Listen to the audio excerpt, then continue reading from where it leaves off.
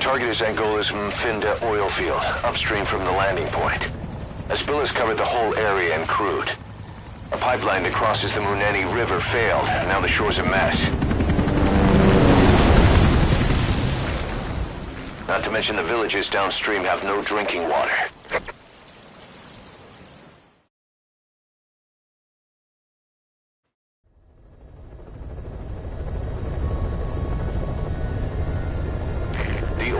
To the pipeline from that facility.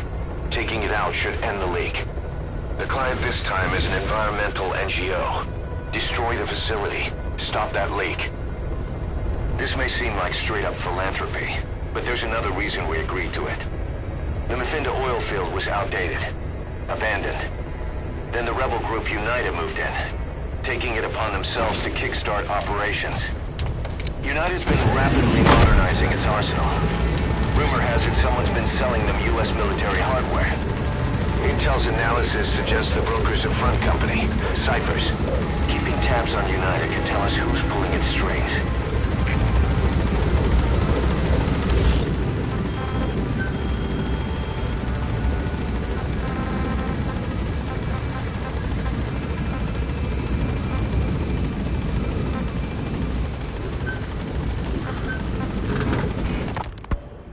The hardest man to break. The type who's fooling himself. That takes time.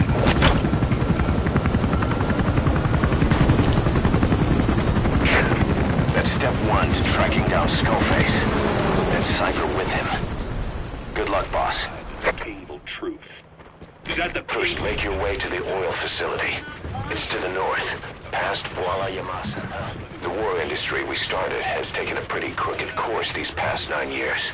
With no other options, soldiers have become dogs of war, sent to conflict zones as private forces, or PFs. Guys we fought alongside are dying all around the globe for no reason, no banner. But it's how they survive. The demand for PFs here in Africa is especially high. Cold War standoffs, resource exploitation. You've arrived at Masa Village. It's been turned into a supply hub for UNITA, meaning it'll be stocked with weapons and resources. Should be a thing or two that'll come in handy. Don't be shy. They deserve to be in better hands. Afghanistan, it was that research lab. I couldn't believe they'd taken me halfway around the world. And soon enough, he came. Skullface. He's the one who's really behind that Mother Base attack. He forced me into that research. What kind of research? He told me to build a bipedal walking tank for the Soviet Union. Like Peace Walker. A system that could fire an ICBM-class nuclear weapon. That's how the Sahelanthropus project got started. Sahelanthropus. Those AI weapons I'd made in Costa Rica were like toys by comparison. A whole world apart from reptilian four-legged crawling and that ridiculous hunched-over bipedal waddling. My design evolved to the dawn of mankind. Sahelanthropus, the first steps towards humanity. An upright bipedal weapon system. Originally, Sahelanthropus was going to be a manned weapons platform. I designed a cockpit in its head, and I planned to fill it with water as a buffering agent. Like how Paz modified Zeke for human control. Don't compare me to some amateur. I designed it for human control from the beginning. The problem was miniaturizing the posture control AI. You remember the reptile pod? The AI that controlled your unmanned weapons. Attaching it externally makes it vulnerable, So this time I wanted it beneath the armor, meaning I had to make the AI smaller. I got it down to less than a tenth the size without any loss in computation speed. But it was still too big for the cockpit. There wasn't enough room for the pilot. If I made the head bigger, its body would have to be bigger to support it. Too big to be practical. In the end, human piloting was taken off the table. I tested a remote control system too, but there was the time lag and I wasn't satisfied with...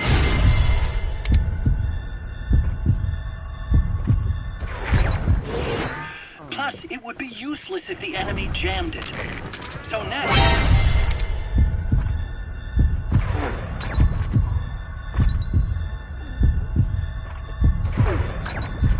trying an AI-only system. To do that, I had the AI pods recover... You've made it past the village. Continue heading for the oil facility. It's located upriver. Reptile and mammal pods. The only AIs that had ever successfully operated an unmanned nuclear weapon system. Really? You'd need some help to get that working. Expert help. Did you work with someone? I worked alone. You did that yourself? Within the oil field is the property of Saner, South African Natural Resources. Saner drills oil wells wherever they can throughout that region. When the oil dries up, they abandon the facility. Then it's only a matter of time before the aging equipment starts leaking crude. That means United's takeover is the perfect cover for Saner. Now they can blame the spill on a bunch of oil thieves. However you look at it, Saner's far from squeaky clean. You need a body that's vertically adaptable. That also lets it attack from long range while using mountain ridges for cover. So, making it walk upright was the most important factor in giving it superior height capability. As the name suggests, that was the whole point of Sahelanthropus. But I was being... That used to be a settlement. But now it's burned to the ground. The fastest way to get it working. I just needed more data so it could maintain its balance. But Skullface refused to wait. He dismissed the idea of AI control and took Sahelanthropus away from me before I could finish it. There it is. The oil facility. To stop the leak. That's the oily water separator tank. One of the targets. Take it out. Without a pilot or an AI. And walking at that speed, too. It's beyond anything I could have imagined. This is like the Wright brothers making it to the moon. I'm just as clueless as you are. So this Sahelanthropus, where is it now? I have no idea. All my experiments took place at that cave. I've never seen it anywhere else. Besides, it's still just an incomplete prototype at this point, and nothing but a paper tiger. Even if it can walk, it's far from being a viable weapons platform. It wouldn't be useful in actual battle. Emmerich will remain here at Mother Base for now, but not as a member of Diamond Dogs. I still don't trust him. That work for you? Fine by me. He can't be allowed any contact with staff either. Yeah. A lot of the guys would love some payback for 9 years ago. We still need him alive. But we have to restrict his movements. He can only go where we tell him. And of course, the interrogations will continue. He worked for that skull bastard for nearly a decade. He still has more to tell us. How long are we gonna press him? If our investigation shows he really had nothing to do with the attack, we'll reconsider his place here. But I don't expect that to happen. Remember that water tank-shaped object in Emmerich's lab in the Soviet base camp? The thing that started talking to you like a possessed answering machine. That was a pod built for housing the AI you... Destroy that separator tank. You'll need to use explosives. Alright, you planted the C4. Don't set it off until you're at a safe distance. Pupa, Chrysalis, Cocoon, and Basilisk. And each of them was fitted with a... called a reptile pod. Emmerich created it. It mainly handled the machine's posture control and autonomous behavior. But the Basilisk, aka Peace Walker, also featured a second AI pod. That one was called the Mammal Pod, and it was created by Dr. Strangelove. She tried to... Good. You're away from the C4. Any sign of the enemy? Be sure to time the explosion carefully. Transferred its own function. functions to its reptile pod, just like a human brain compensating for damage by using the remaining healthy parts. The result was a unique entity, a hybrid of the reptile and the mammal.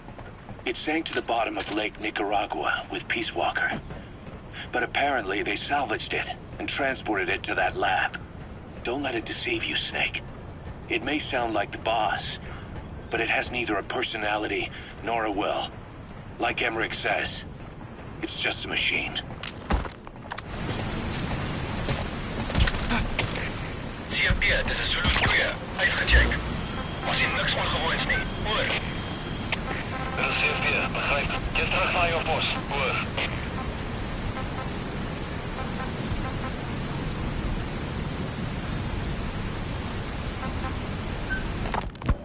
Fine. Yes, Strangelove was doing AI research in that lab. Why hide that until now? Why? Okay, so what? I wasn't working alone. You've got to understand. You do understand, right? I didn't want to drag her into this. It's my load to bear, alone. So you didn't create the AI intended to drive Sahelanthropus. It was Strangelove. Skullface was never in favor of AI control. So naturally they argued. Strangelove, she got him angry, and then he killed her. How? You didn't see it? So you found her inside that pod after the fact. And you just left her body to rot in there. Or perhaps you put her in there afterward. There's the transfer pump control room. The emergency stop button is probably...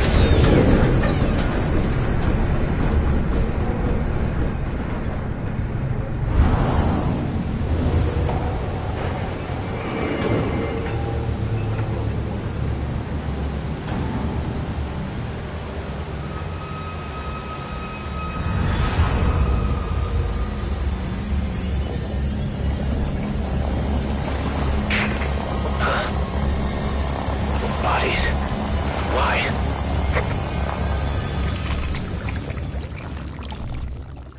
That's nicely, and he put her... Oil transfer pump shutoff confirmed. Next, destroy the oily water separator tank. That'll ensure they can never use the facility again. Me? Oh, I couldn't...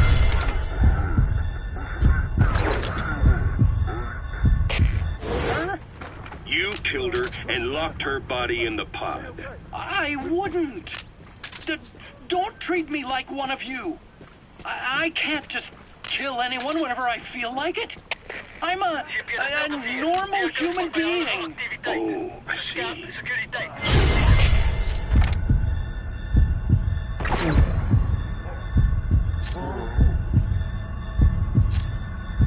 Shut her inside and waited for her to die.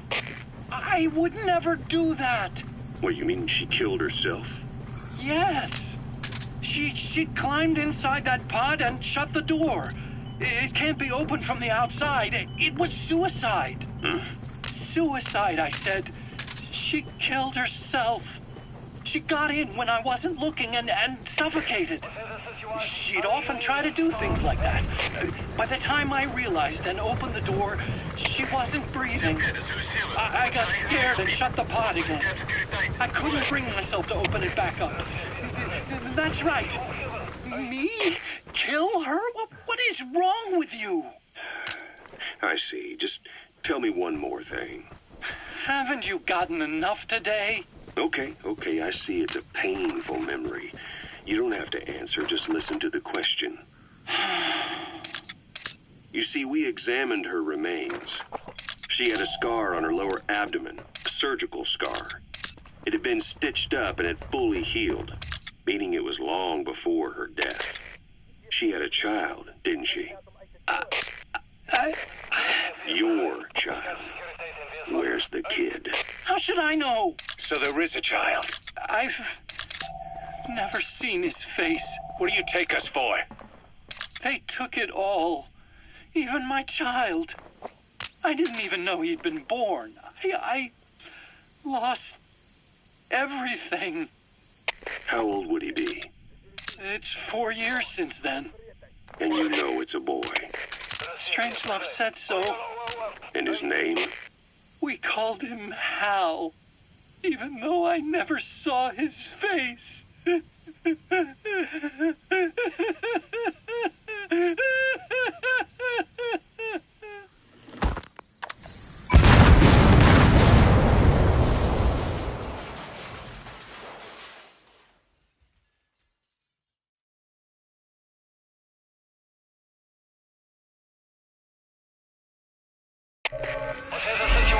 You destroyed the separator tank. Objectives complete. Though security will be tighter after that explosion. Get out of there ASAP.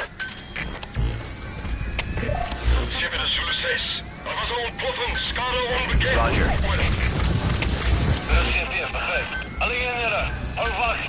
Roger.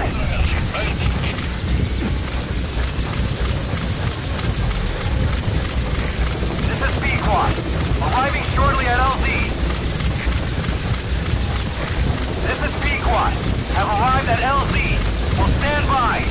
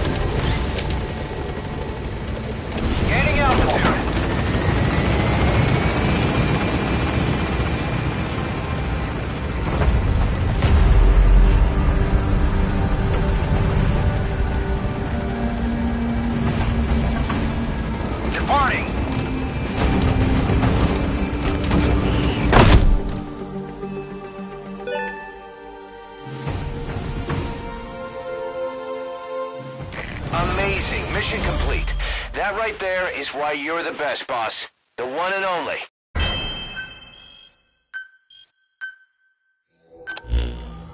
Boss, we took another look into Saner, the owner of the oil field. They were behind what happened. They hired the PF, not United. They restarted the facility all the while pretending they were the victims. One other thing. Saner's Johannesburg head office is just a room in a multi-tenant building. Company's essentially non-existent. 3 years ago, that investment fund stepped in and started gutting it through a series of mergers and sell-offs. And get this, the fund itself no longer exists either. It's a shell corporation, meaning someone is just using Saner's name from the shadows. But what about those strange corpses? Just what the hell were they doing over there?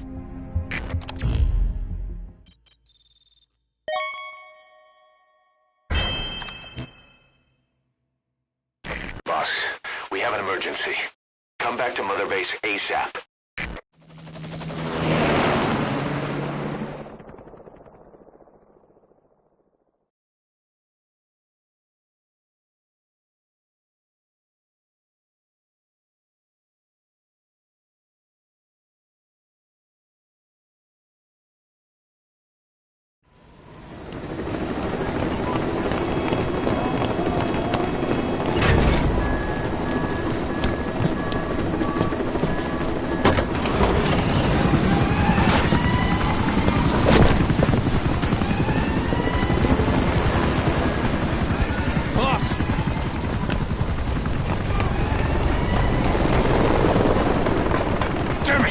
This is our home. How can we let this happen? Guess it's time to increase security. Just give me the order. Who did this? A competitor. But we don't know who. Can't pin down a route to their base. But we're ready to strike back. Just give us that chance, boss.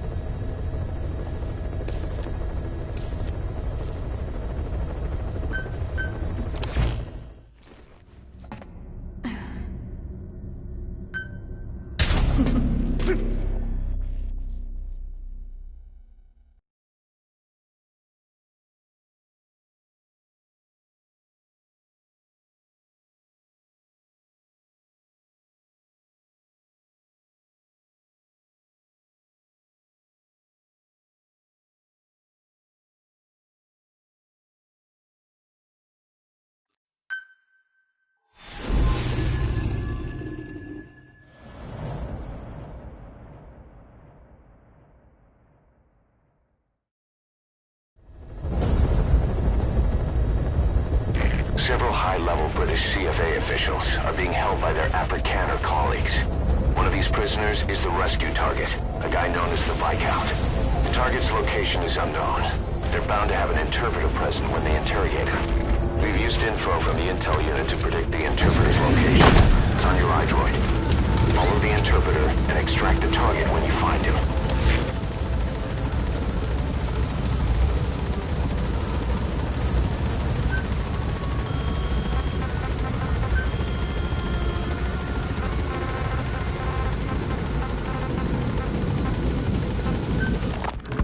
What was your goal in having the children repair self-awareness? I just answered their questions. I had no idea they would actually try to fix it. I mean, can you imagine a child piloting it? Oh, sure, easily. It wouldn't work. I bet it's just like riding a bike. I said it didn't work. Did you try? I didn't. Did you put your son in it? We never did that. His name was, Hal, wasn't it? I thought you said you never saw his face. But you made him pilot Sahelanthropus. You used him in your experiments. He wanted to get in. It was such a short time we had. So he was with you. We were happy. You're still happy now. Changing your lies to suit the listener and getting by slipping through the cracks.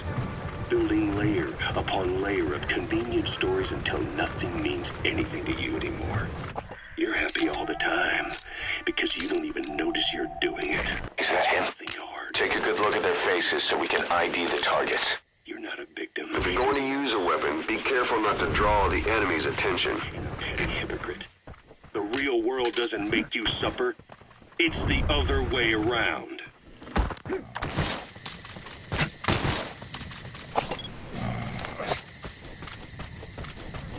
Help! Help! The CFA are all business. Hard to believe they're interrogating their own. Target extraction confirmed. Get yourself out of the hot zone. By chopper or by land. It's your choice.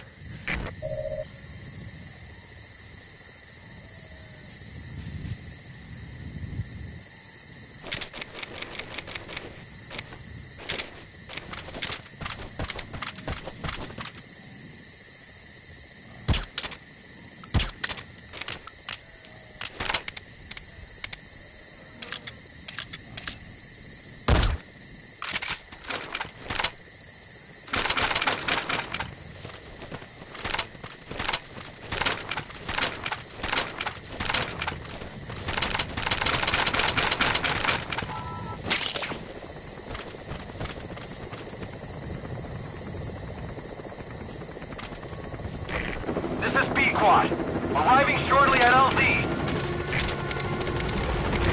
This is Pequod. On station at LZ.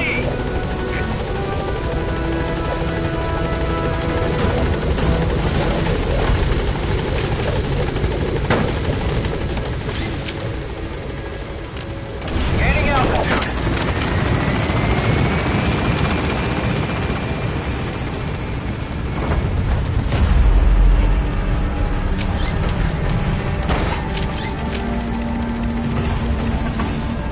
Departing.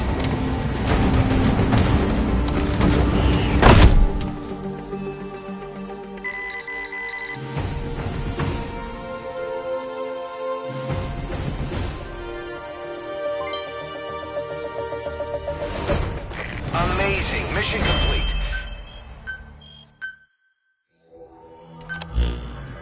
Boss, now that the Viscount is no longer with the CFA, he says he wants to work for us.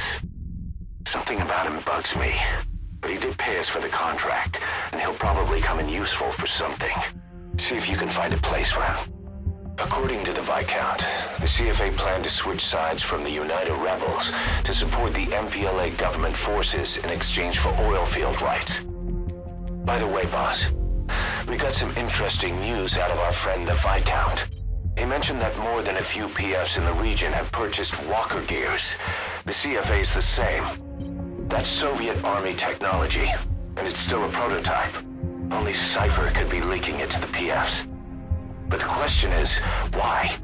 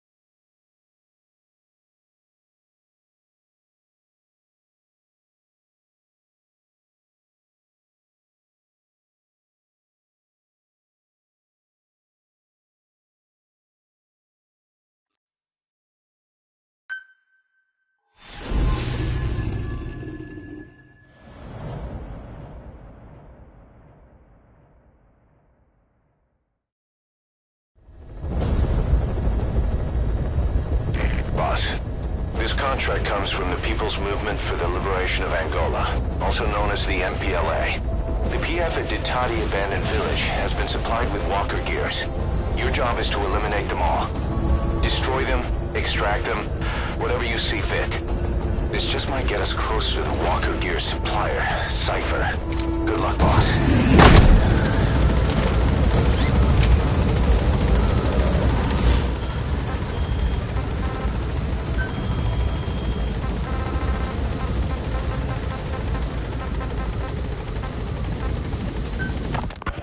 Well, Doctor, I have the report on the incident at the quarantine facility.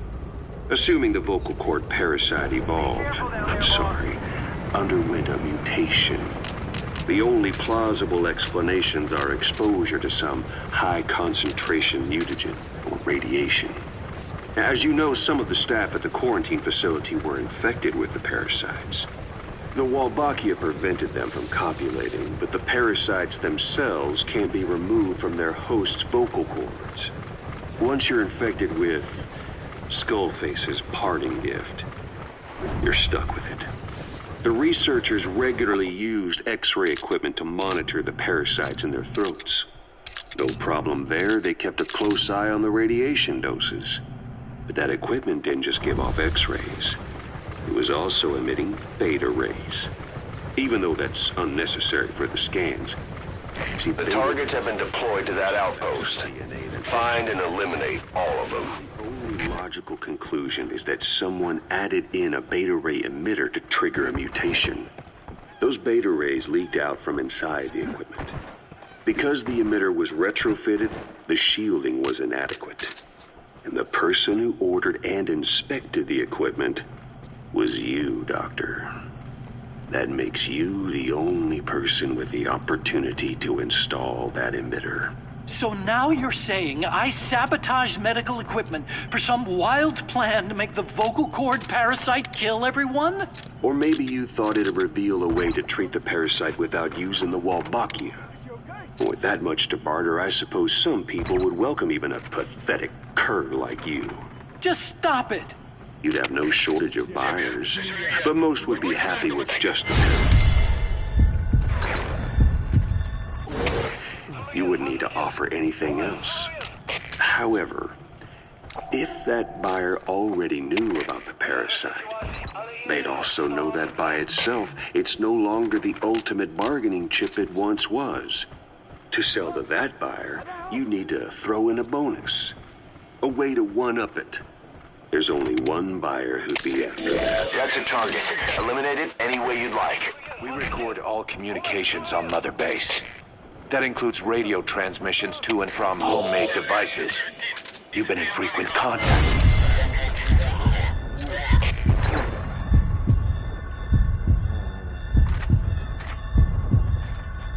In America, a private biotech company, a client of which is DARPA, and they are connected to Cypher.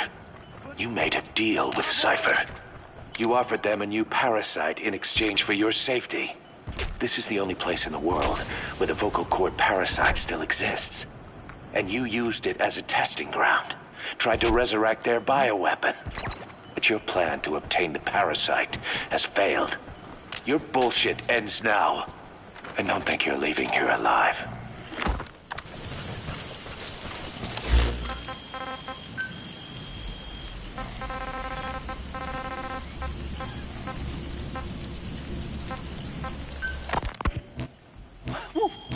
Wait, what are you talking about?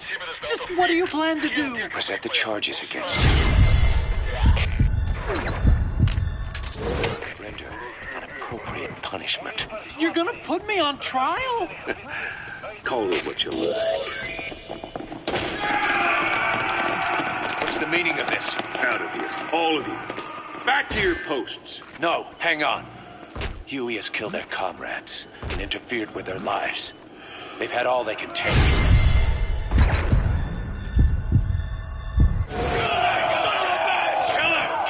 Stop! This is insane! You have no evidence whatsoever. You say you're an army free from government. You talk big about being a nation unto yourselves. But from the outside, you're just thugs, rebels, a militia, terrorists, an unhinged threat to society. You're nothing but a bunch of psychopaths! So you're not with us? No! I didn't... I thought we were on the same side. That's too bad. I didn't mean... Men, you will have justice. But our organization, the boss's organization, is built on order and reason. There will be no lynch mob. So stand down for today. We will gather all the evidence of this man's crimes, and then he will be tried. Dismissed. What do you think you're doing? Go ahead and execute me. It'll be murder in the eyes of the world. You've lost your minds. Great. No targets remaining. Your objective's complete. Exfiltrate out of the hot zone by chopper or on land. You named him D-Dog, but it's obvious anyone could see that's a wolf, because you're all a bunch of wild dogs. You wanted to believe he was too, to feel some connection, to fight your loneliness. You wanted something to cling to prove you deserve to be alive.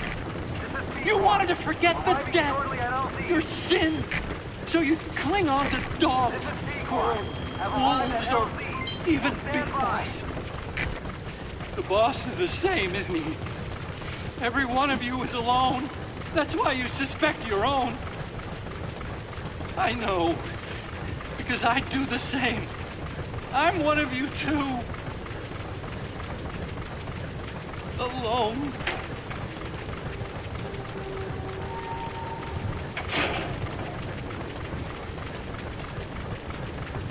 Open your eyes!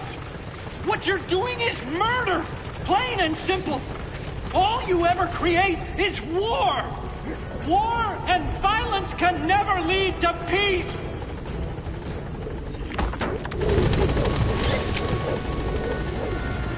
Gaining altitude.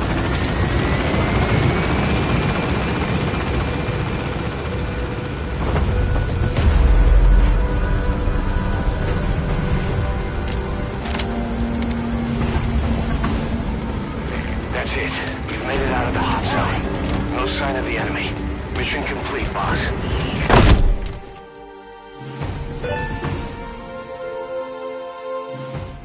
Mission complete, boss.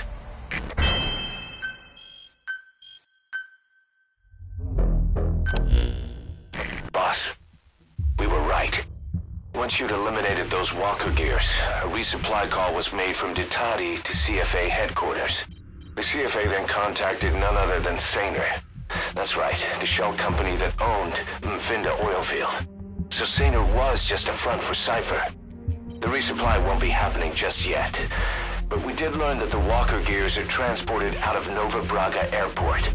Apparently, there's a distribution network on the Savannah that links all the PF outposts. I'll have the intel team investigate this network. If Cypher is supplying PFs with walker gears, the PFs have to be offering them something in return. We follow the money trail. We might just find ourselves on Cypher's doorstep.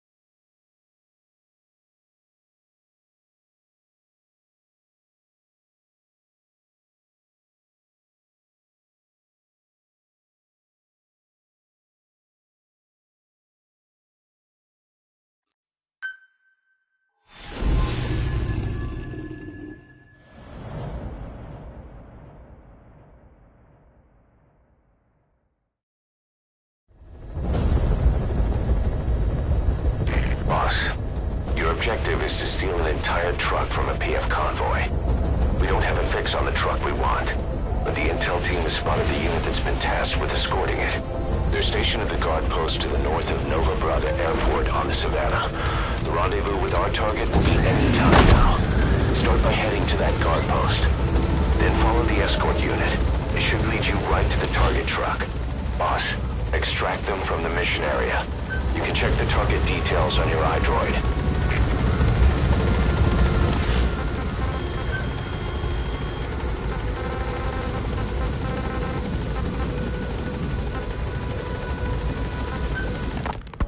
The R&D team's going to take over Emmerich's work.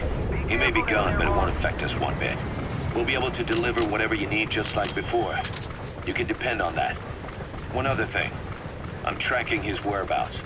Nothing to report at the moment, though. Let it go. He's gone. The guy's gone. I know. I just want to be sure. Not like I'm losing sleep over this son of a bitch. Open this thing! Huey! Damn it, Huey! Open it now! Please! Let me out! Kill me. Kill me!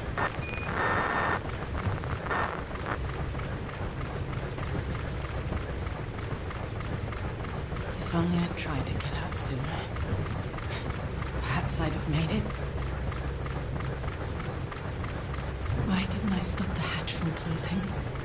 Even if it meant losing an arm.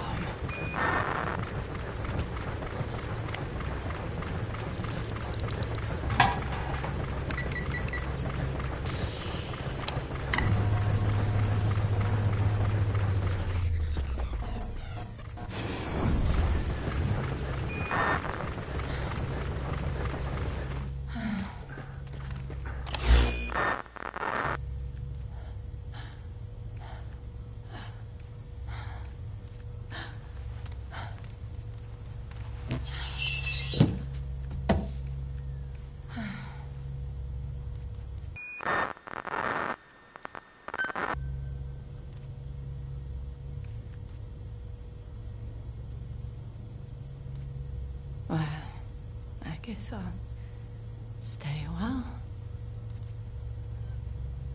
My voice, it's so distant.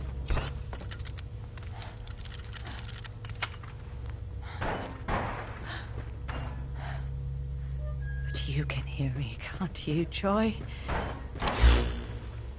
I know you can. You're recording all of this. Deep down in some memory board he'll never find. Duplicating it. Burying it under heaps of meaningless code.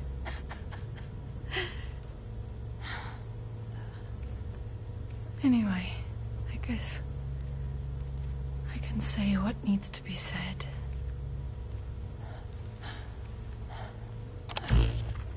I can still do that much. Talk to you.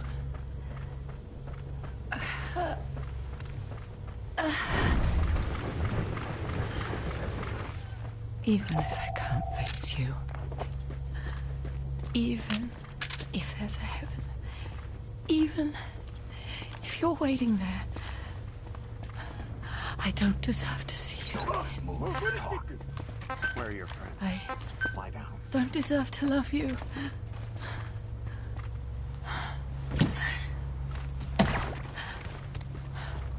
I signed up for Zero's plan. Even now that he's halfway to dead, his plan lives on, reaching away at the wall.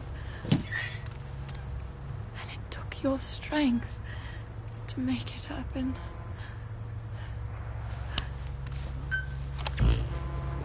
In losing you, I put the world in his palm. Once. Boss, get down. The enemy's slow.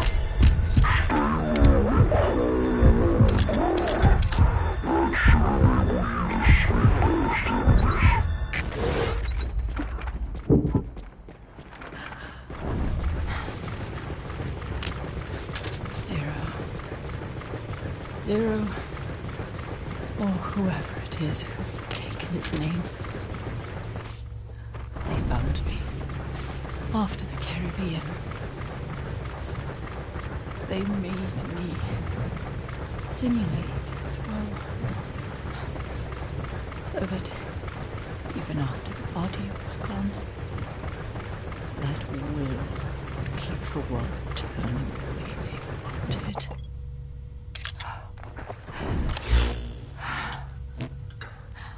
I had no choice.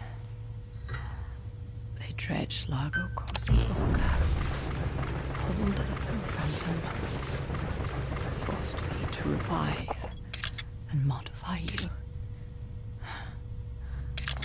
I thought I could bring you back, but in the end,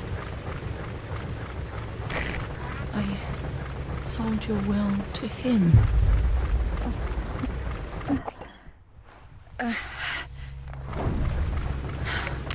You've reached the guard post. Where's the escort unit? It's just one big shell. A husk. Your phantom's no longer here. The escort unit isn't there. We must be too late. Is there anything there that might lead us to the target?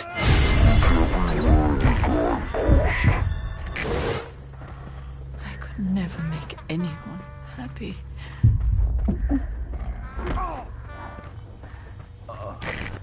And now I'll never see my son again.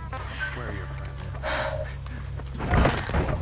But at least Hal's free from his father's hands.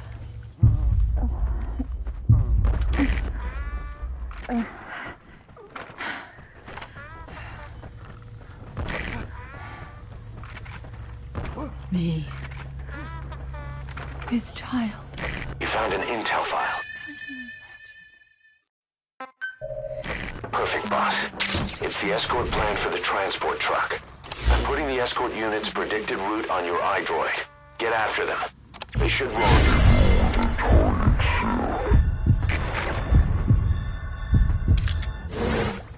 It's doing. If I could pass your will onto a child I carried, my genes, your me, your father would be irrelevant. If I did that, that child would be ours.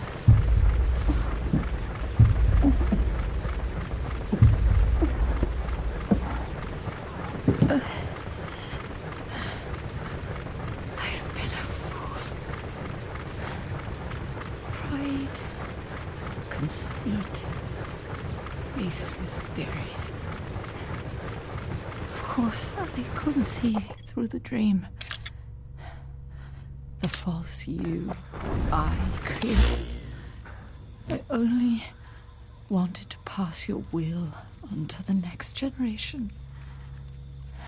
But Zero took it away. And now I haven't just lost you. I've lost my...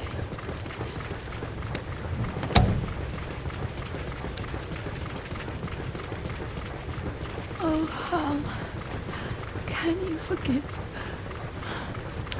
the mother who couldn't protect you? The one who let them take it all away from us. Oh. Oh. There's still hope. You... the one he took away. He'll never break your will. The will to make this world the way you saw it could be. I buried Code, just to be sure. Inside of you, there is an egg. And when someone finds it, when they crack it, there'll be nothing left to stop you. The world you envisioned will become a reality.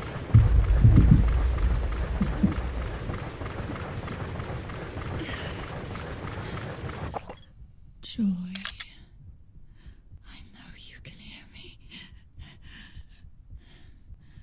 You do remember my voice, don't you? Please, take care of yourself.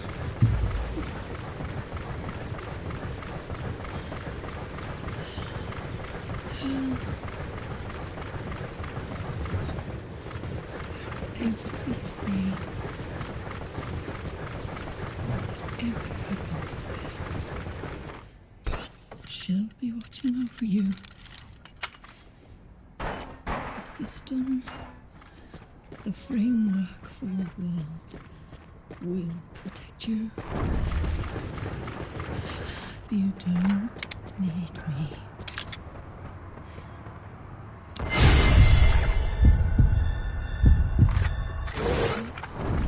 Need to be strong enough for both of us.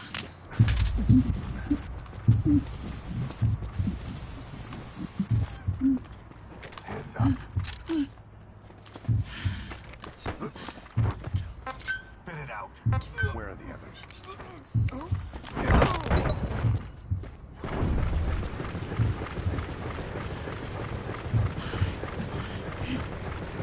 It's you.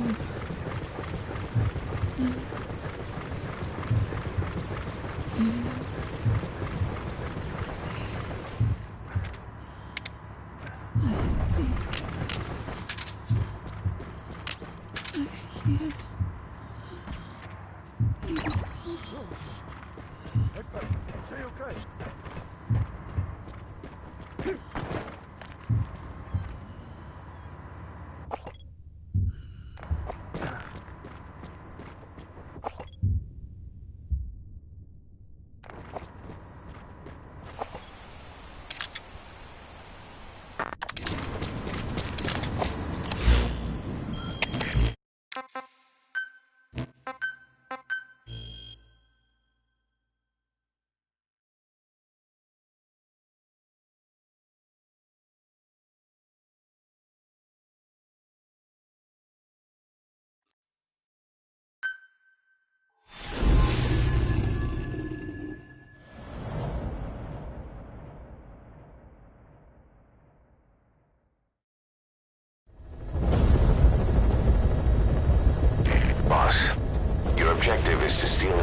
armored truck from a PF convoy.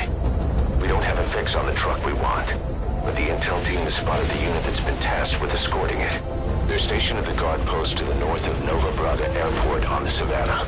The rendezvous with our target will be any time now. Start by heading to that guard post. Then follow the escort unit. It should lead you right to the target truck. Boss, extract them from the mission area. You can check the target details on your iDroid.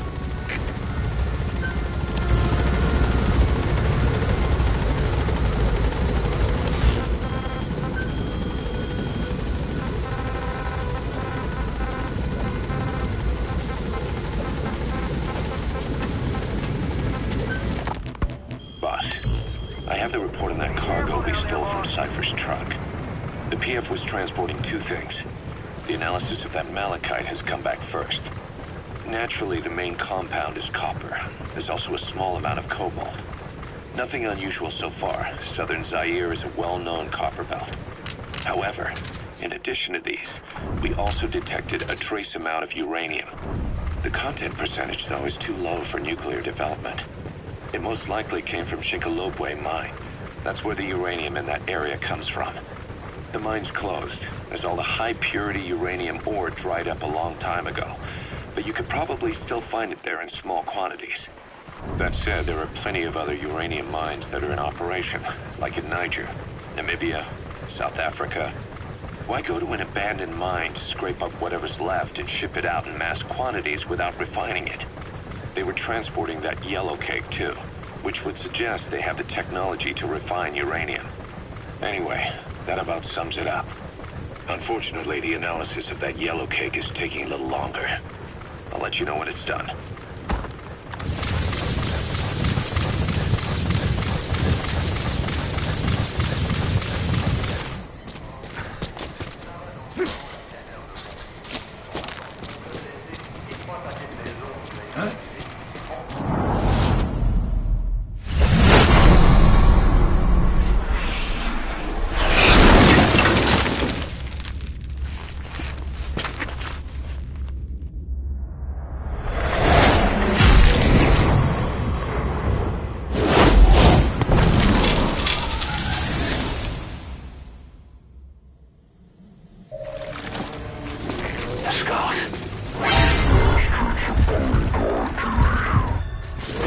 The cargo is headed to Cypher.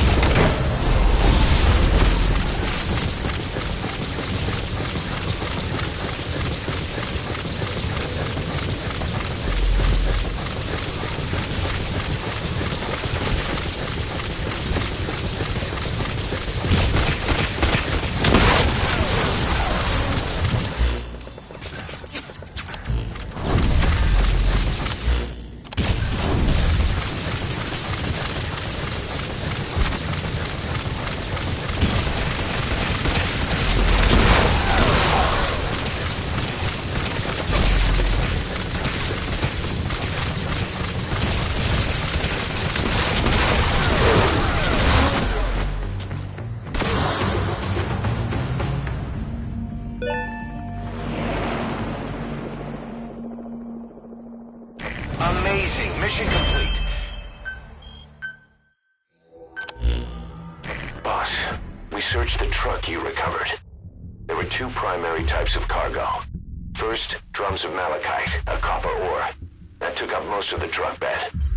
But malachite isn't valuable enough to warrant an escort. The real cargo was likely the second item, a shielding container. The contents, yellow cake. That's right, the raw material for a nuclear weapon. That might point to the weapon to surpass Metal Gear Emmerich told us about. But who can say? Thing is, there isn't a lot of it. Not enough to make a nuclear warhead. Give us some time. We'll look into it. Try to figure out why they had this under such close guard.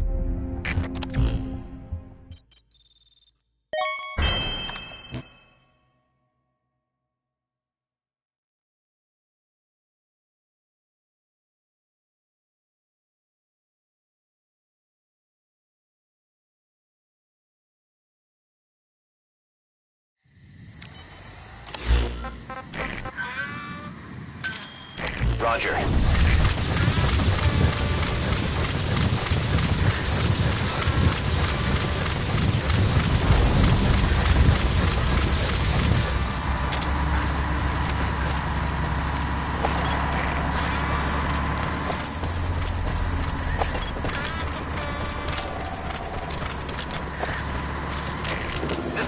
Squad.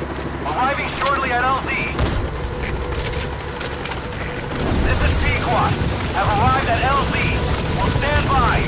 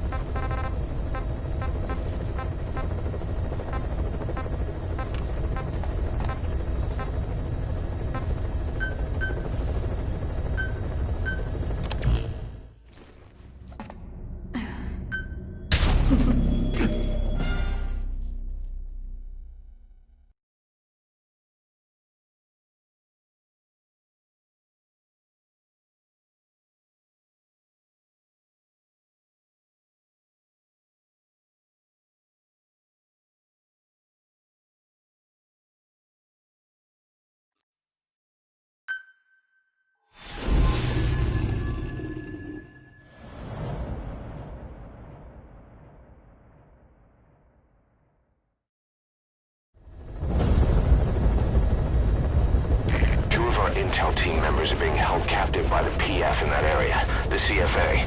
Your job is to rescue them. They don't have long to live. It appears that one of our 2 men has broken out of the encampment and is on the run. He contacted us to say he was surrounded. That's the last we heard from him. Your map is marked with a predicted field of movement based on where his transmissions cut off. The other man is still captive inside the encampment. Boss, rescue our men. Extract them both and get them back to Mother Base.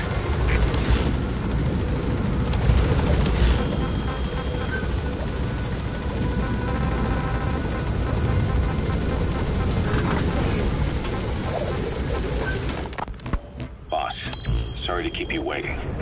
We finally finished analyzing that yellow cake cipher was moving. There was nothing unusual about the composition of the yellow cake itself. Most of it was oxidized uranium, with the rest being impurities, various metals, as well as traces of organic matter. What's interesting is the composition of these impurities.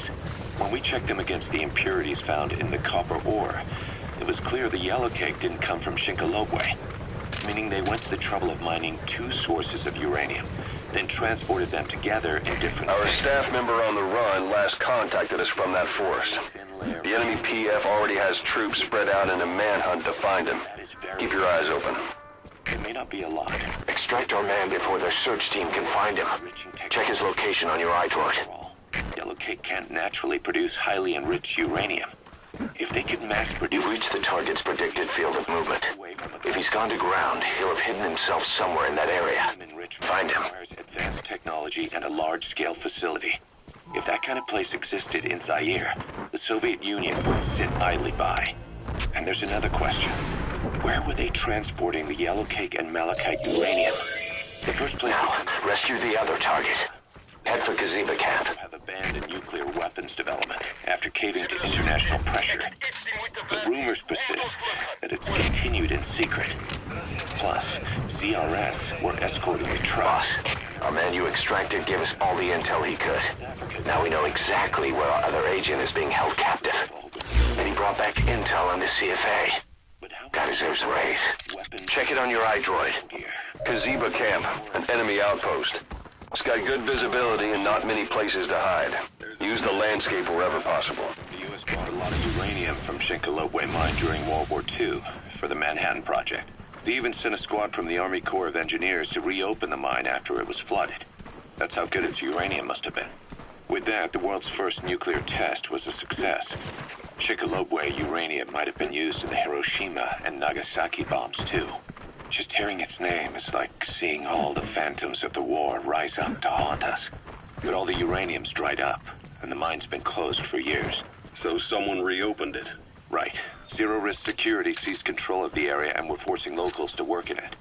And the Zairean government was getting a slice of what they took in exchange for looking the other way.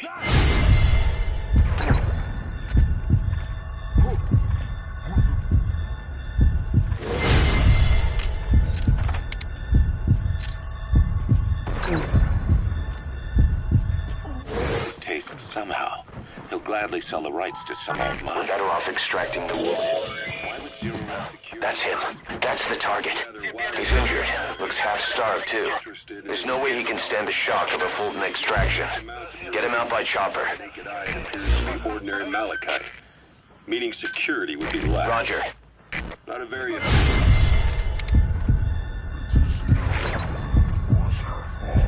Obtaining it, but easier to move. But how would they enrich it at its destination? Did the yellow cake really have a layer of highly enriched uranium in it? Having trouble believing it? No. If they say it's real, then it's real. In which case, they might have some enrichment method that we don't know about. And this was to test it out. It's possible. And that would mean it's almost complete.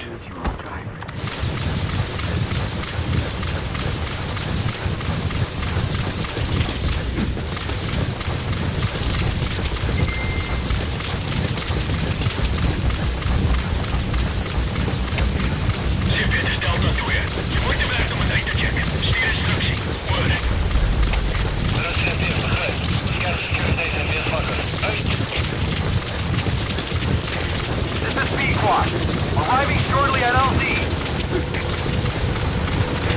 This is Pequot. Have arrived at LZ. Will stand by.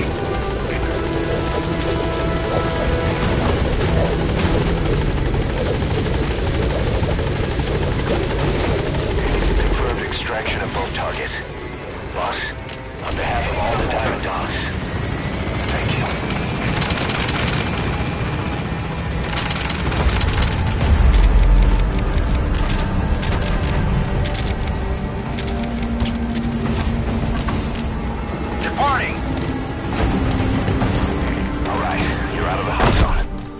Forces in pursuit. Mission complete.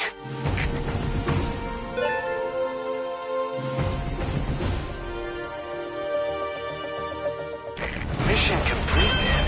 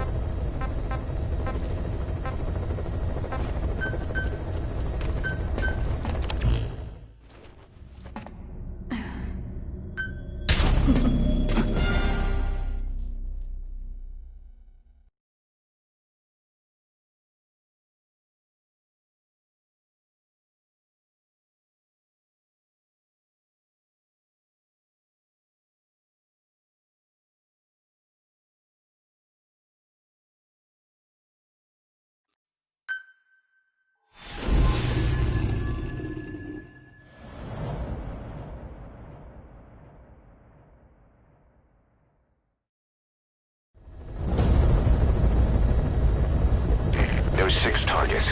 Our contract is to kill them all. And the client is the general they served under. He wants them dead to keep them from talking. Check a VI on your iDroid for more information.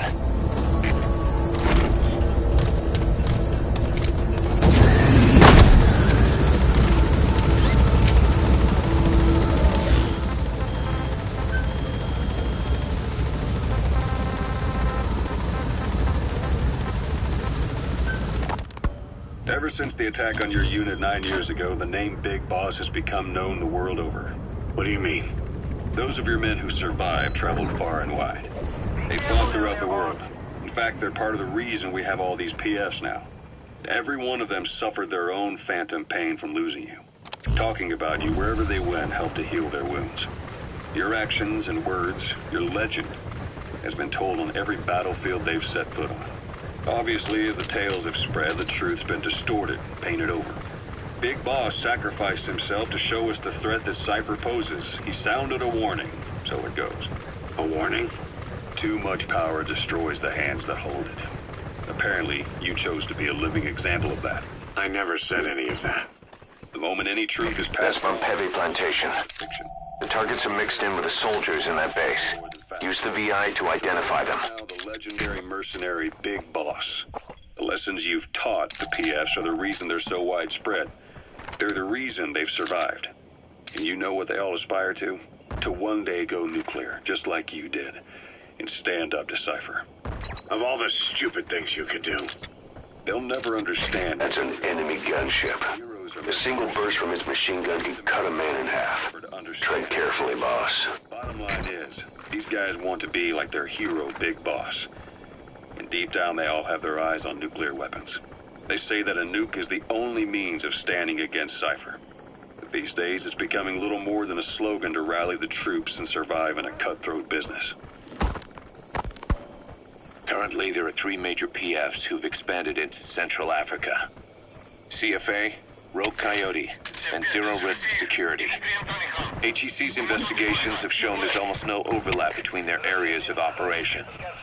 It's not so much a turf war, more like they have a gentleman's agreement. If you do cross paths with them, you probably won't have to face more than one at a time. Still, don't expect a walk in the park. The CFA, Contract Forces of Africa. These guys are a major player. Their head office is in Pretoria, South Africa. That's also where the South African Defense Force is headquartered. We think the two are closely connected. An HEC investigation revealed that most of the CFA's operators are former SADF soldiers. South Africa has been locked in struggles with neighboring regimes for years. That means constant action. And we know better than anyone that's the best kind of training. A company drawing its recruits from hardened military vets. You can bet they know how to handle themselves. Do not underestimate them.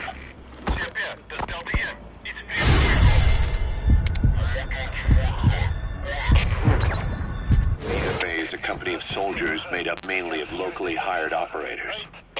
They speak African. Communicate with personnel from the CFA. But if you notice any speaking the local language, that's them.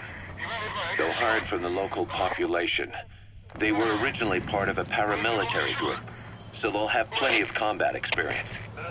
And unlike their days shooting junkyard rifles out of beat-up pickup trucks, the CFA now supplies them with the latest gear from the West. On top of that, they've been combat trained by the South African Army. All that adds up to a much stronger fighting force. So don't brush them off.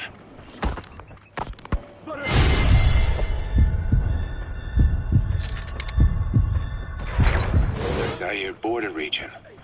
The east bank of the Muneni River in particular. It's microcosm. So you've spotted the target. All across Africa. There's a civil war going on in Angola, fought between the government MPLA and the Western-backed UNITA. Zaire is still a dictatorship under President Mobutu. Extracting the target. Our contract was to kill the target. But I'll go with your decision. 5 targets remaining. Head for the Kungenga mine. They depend on militias and PFs, as do the rebels. Government forces, guerrillas, militants, groups of all shapes and sizes hawk whatever resources they can to hire PFs. Conflict brings PFs. PFs expand the war zone, and more conflicts erupt in a continuous chain reaction. Sounds like our kind of work. Mother Base could grow by leaps and bounds.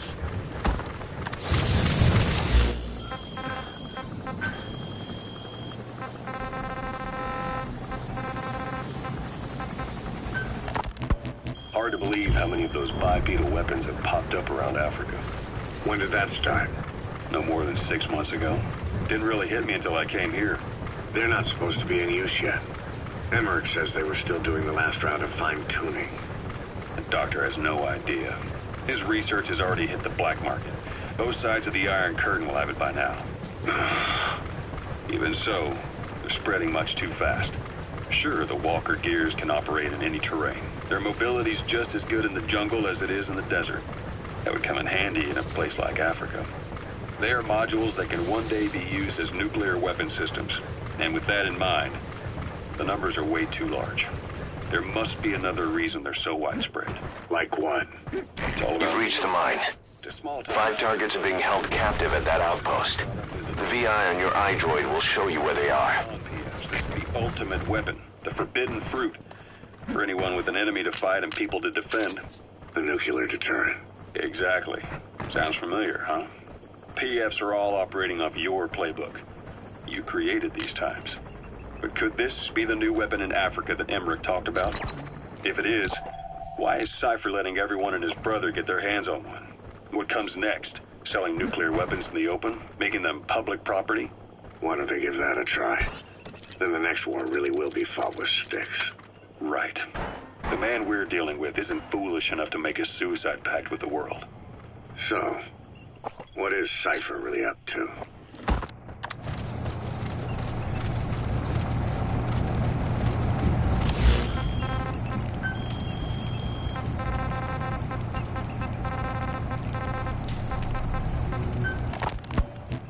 Zero-risk security article.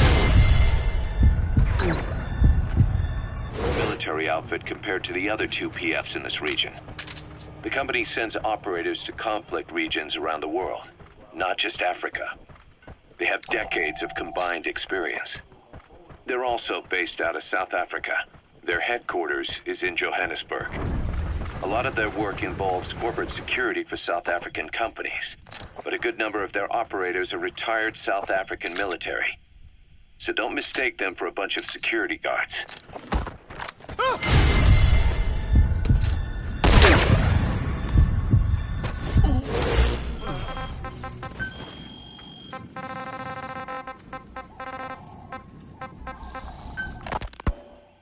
Zero risk. Rogue Coyote operates mainly out of Africa these days. Of the 3 PMs,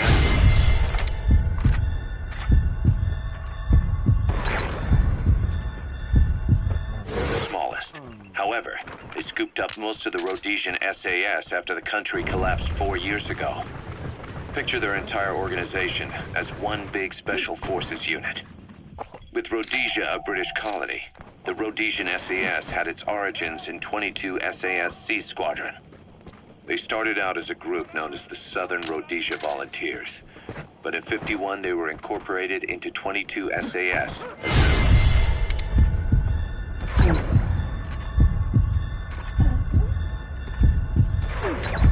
British Commonwealth, and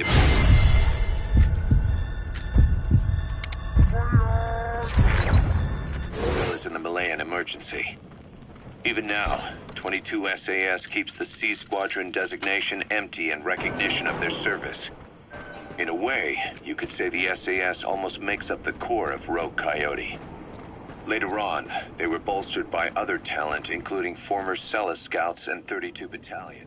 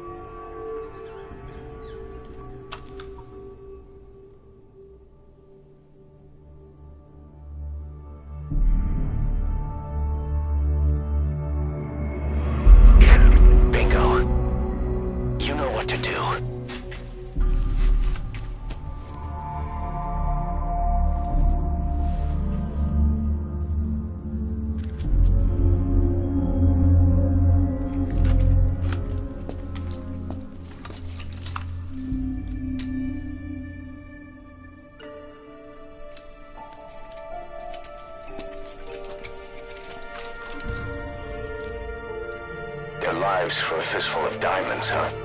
And what happens after that? They can't go home. They've only got two options. Heaven or hell. No, there's another. Utter heaven. Tape's rolling, boss.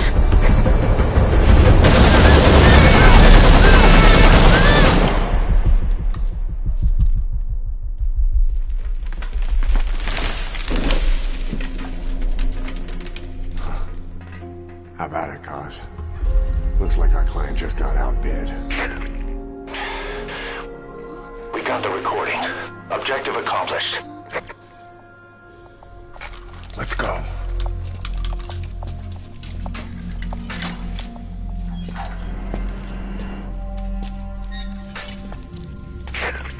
We'll bring him back to Mother Base.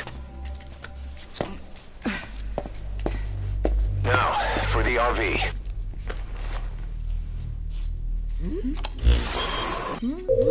There's some high ground downriver.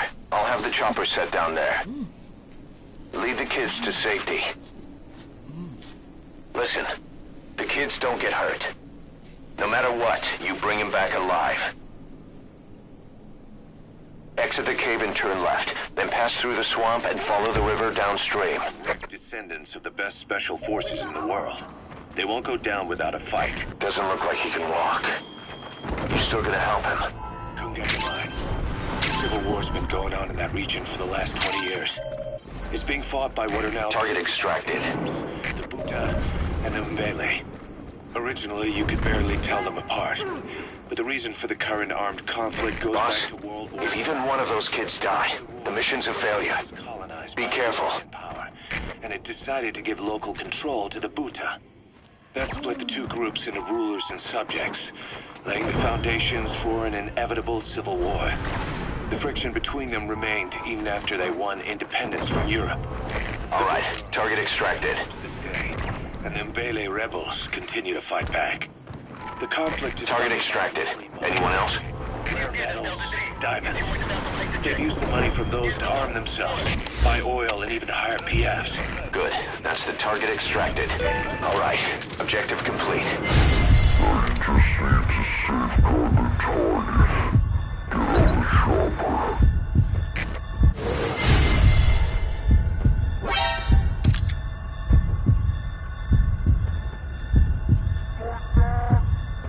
Those are Mbele, who they've taken prisoner. The product they've gouged out of their land is bought up by cheap Western corporations. And the civil war is fueled by the profits. That's how it goes. One country's people is split apart by another country. Then the two groups... You destroyed their anti-air radar? It wasn't one of the targets, but that's put a hole in their air surveillance. The chopper will be able to get in close now. You can designate a landing zone near the outpost. Mission complete, and how? They're gonna tell stories about this one, boss.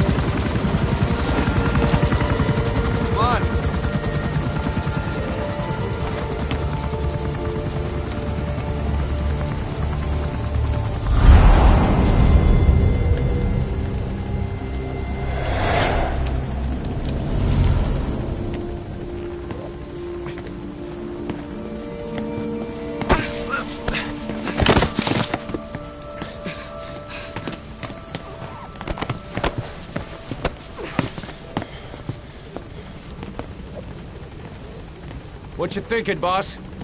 I'm thinking that he's tougher than he looks. a little training, he'll make himself useful. Never like kids. Especially ones with guns.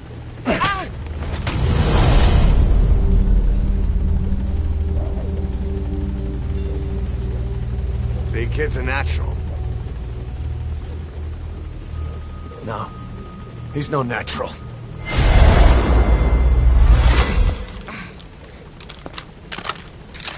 Far from it.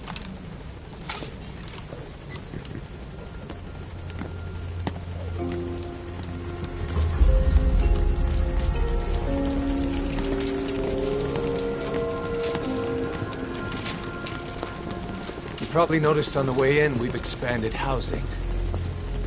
They'll have their own quarters, separate from ours. Won't be counted as staff. So what, we're running a daycare now? They'll learn how to read and write. Do basic jobs. A chance at a real life. Just not from behind a gun. Being behind a gun's what we do, boss. There's no room for angels in our heaven.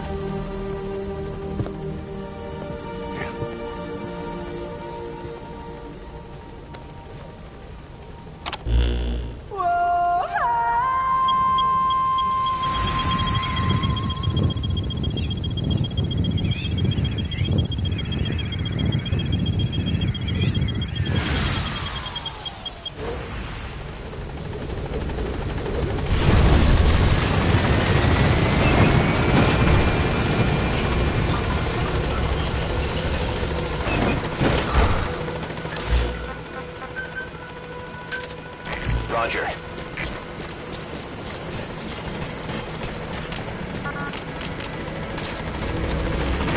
This is P-Quad. On station at LZ.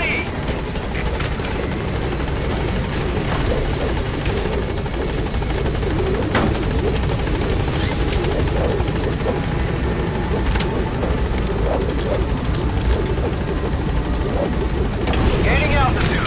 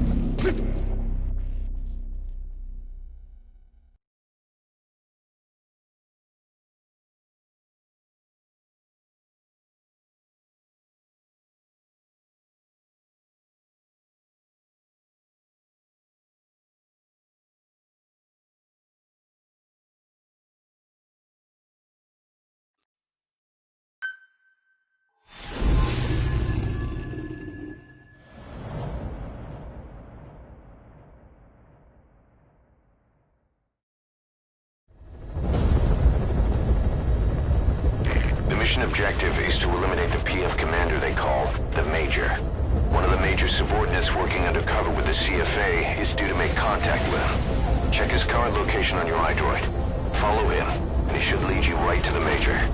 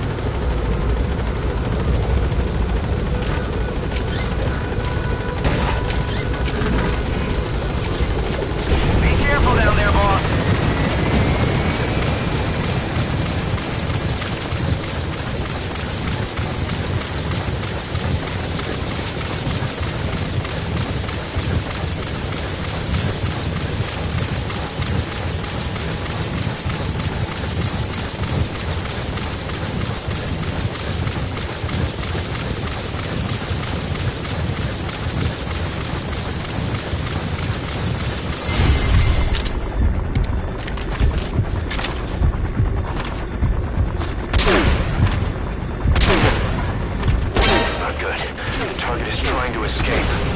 Eliminate the target before he escapes.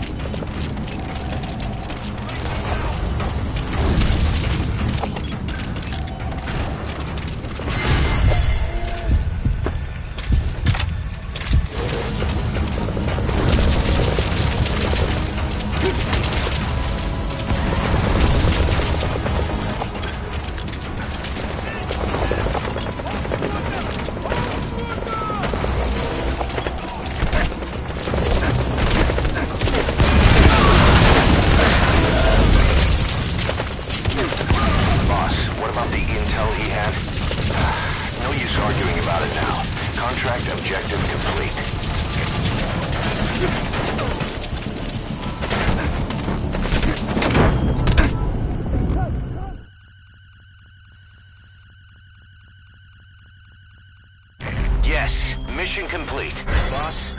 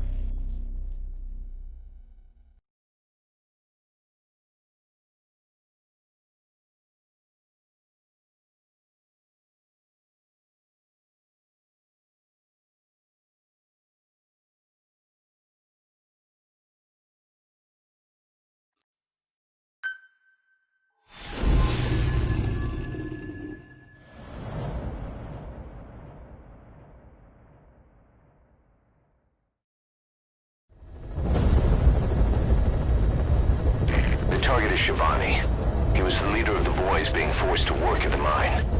He was separated from the others and taken away to Ngumba Industrial Zone. The locals call this place Nzoya Badia Bulu, the Devil's House. Boss, find Shivani and extract him safely. You can check the target's location on your iDroid.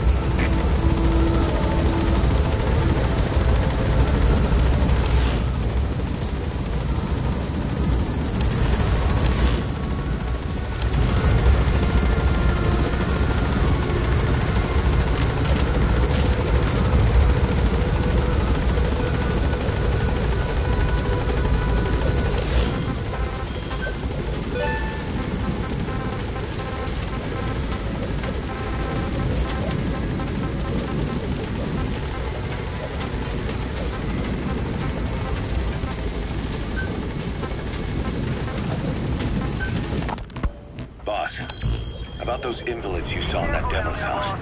Poor bastards. All strapped down to the beds, with those lumps on their chest. The medical staff tell me they were probably a type of cyst. Cysts can get that big. An outpost in a sunken road. Minoko Yanyoka. The snake's mouth. I get it. Looks like that's the only way to the objective area. In the end, the medical team were at a loss.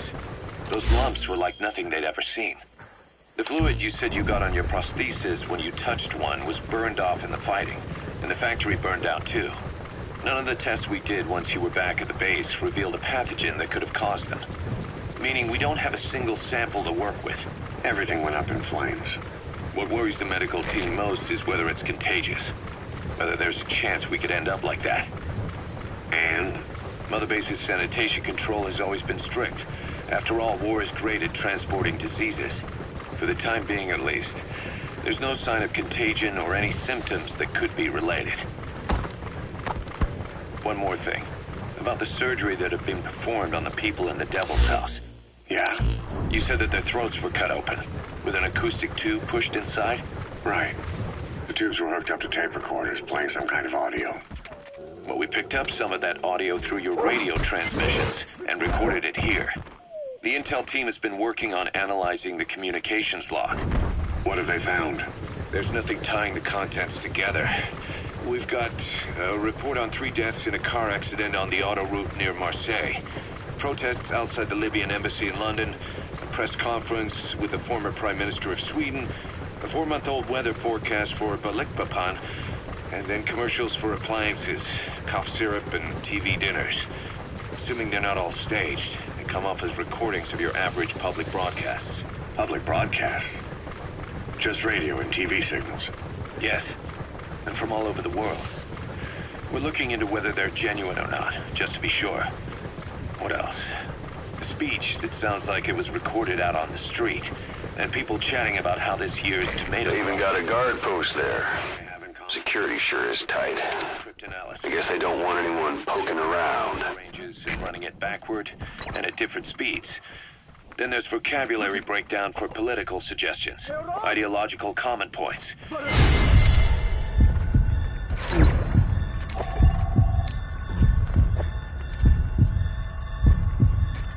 It's gonna get us anywhere. Where were the recordings made? There's nothing linking them from that angle either. Just like you reported, we've detected virtually every major language there is. Mist. Supposedly the valley up ahead is covered in mist almost year-round. The objective area is beyond there. Portuguese, Mandarin, Cantonese, Japanese. They're nothing if not thorough. Well, I don't know if we've got them all covered. Ignoring the ones that have gone extinct, supposedly over 5,000 languages exist today. Besides, English isn't one of the ones we picked up. Really? English? I know. Only 5% of the world's population is a native English speaker. But when you factor in those who've acquired it as a second language, nearly 1/3 of the people speak it. The world's dominant lingua franca. You gotta figure they had it somewhere among all the languages in that place. No English. Bear in mind, we didn't hear everything that was played in that room. We couldn't isolate the more distant sounds due to static and the program could have been set to change every day. In a nutshell, for reasons unknown, people in that room with a common medical condition were made to listen to recordings in languages from around the world. It's not clear how the growths on their chests fit into it. It could have been treatment for them, or maybe an experiment of some kind. I'm guessing one person knows. Yeah, Skullface. The bridge has collapsed. Looks like you'll have to go down through the valley.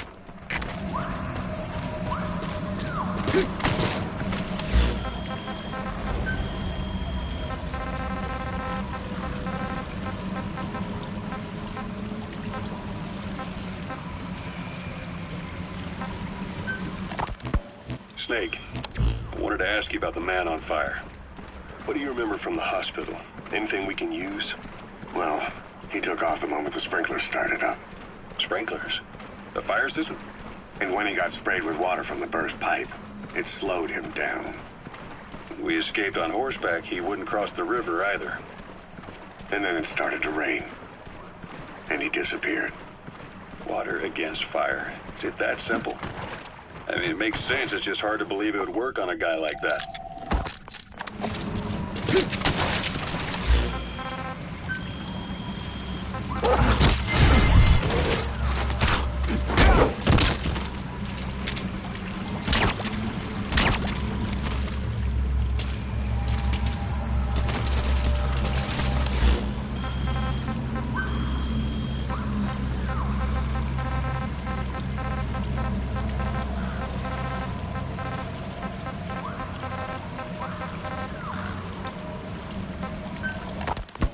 You mentioned that the man on fire was crushed under Sahelanthropus in its hangar. Yeah. He was caught under the wheels of its transport platform. But his body wasn't found. What? We searched the area the moment we arrived, but there was no trace of him. I wasn't hallucinating. I know. I trust you on that. That means someone must have taken the body. But when I got there, everything was still as it was. Even Skullface hadn't been touched. I can't see a reason to sneak into a place like that and drag out the biggest, heaviest guy there. What are you getting at? The only option left is... he got up and walked away. That platform ran him over. Just ran him over. You're saying that's not enough? I don't want to believe it, but maybe not. He shrugs off bullets, even rocket strikes. There's no reason to think that would finish him. It seems ridiculous, but I'll start gathering eyewitness accounts just in case. If you dig up anything concrete, I want to know. You'll be the first, if I dig anything up. But I hope to hell I don't. No kidding.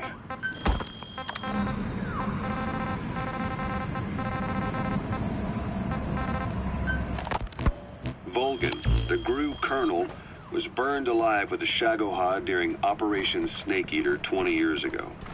Despite suffering severe burns to his entire body, he still clung to life.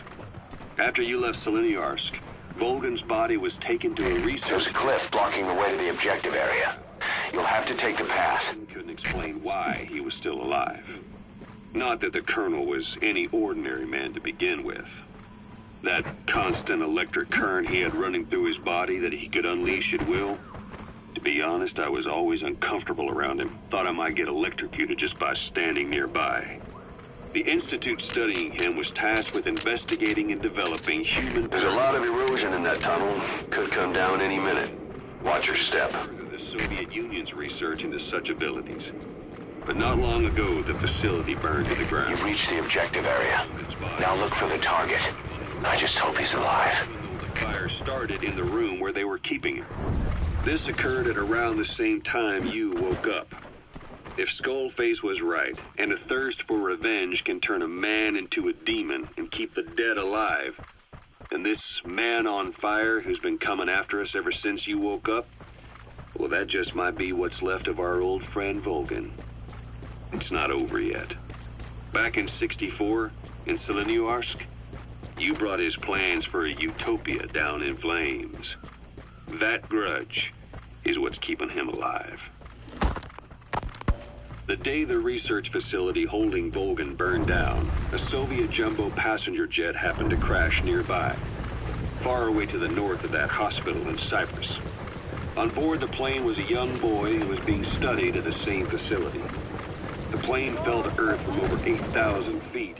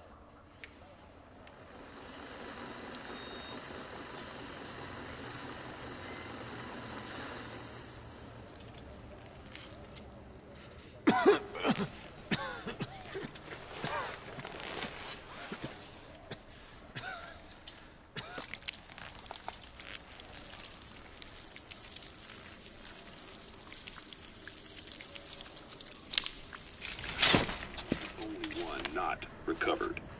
At almost exactly the same time as the crash, Vulcan awoke. What is that? According to the Research Institute's document, It's Shabani. Boyd demonstrated included psychokinesis and telepathy. To protect his mind from being inundated with other people's thoughts, he always wore a kind of...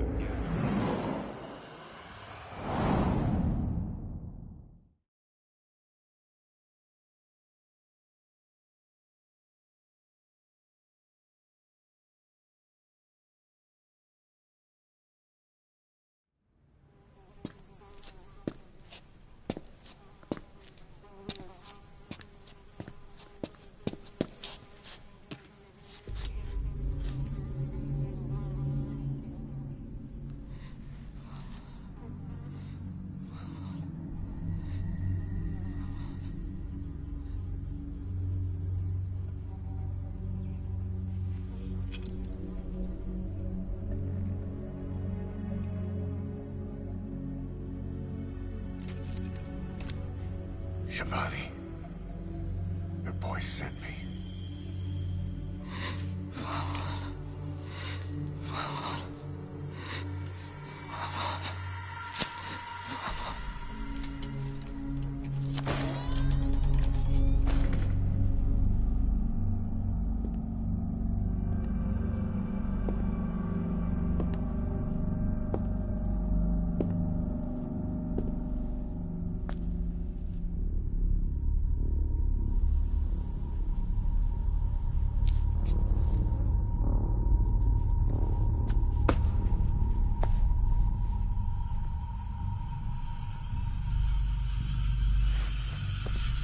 En je må signet og banetod.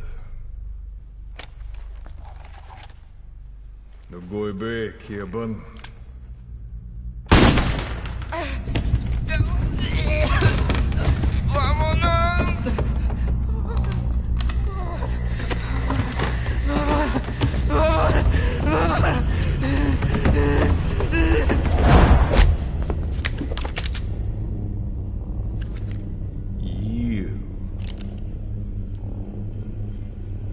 Burn with the rest of them.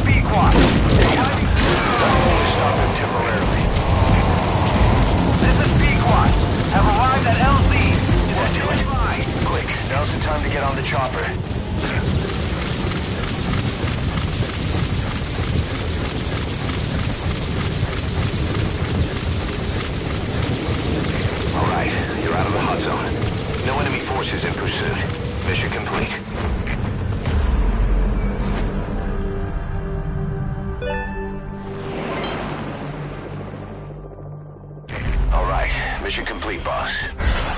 Maybe you'll actually break a sweat next time, huh?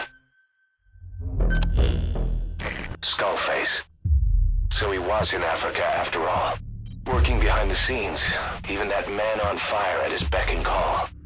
But what the hell was going on at the Devil's house? Earphones embedded in people's throats. Tapes playing voices. And those lumps on their chests. They looked like the ones on the bodies at the oil field. The man on fire burned everything to the ground. But we were recording audio the whole time you were there. We'll conduct a thorough analysis of it.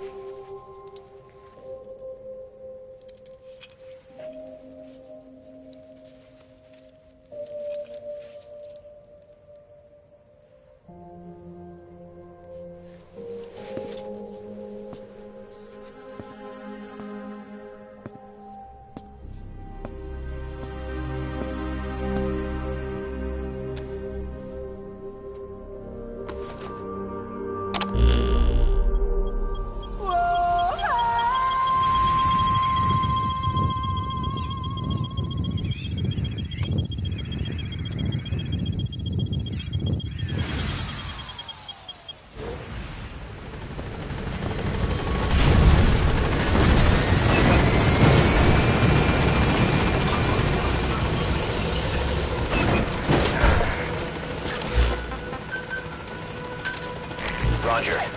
Awesome. Welcome back.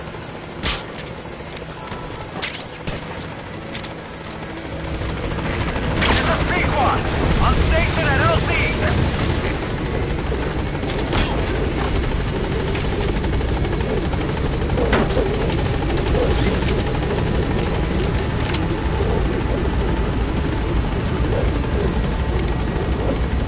Gaining altitude.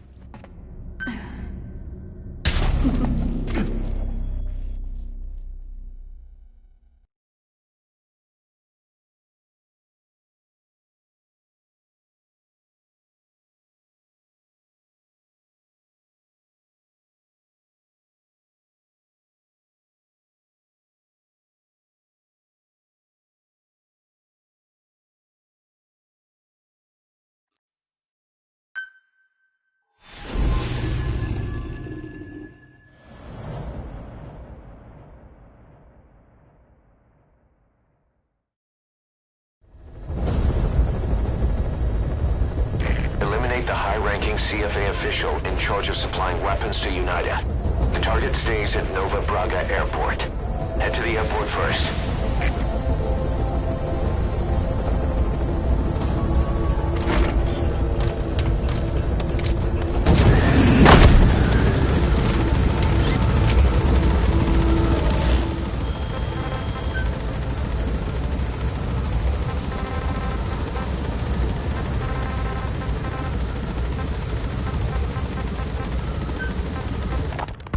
Volgan, the GRU colonel, was burned alive with a Shagohod during Operation Snake Eater 20 years ago.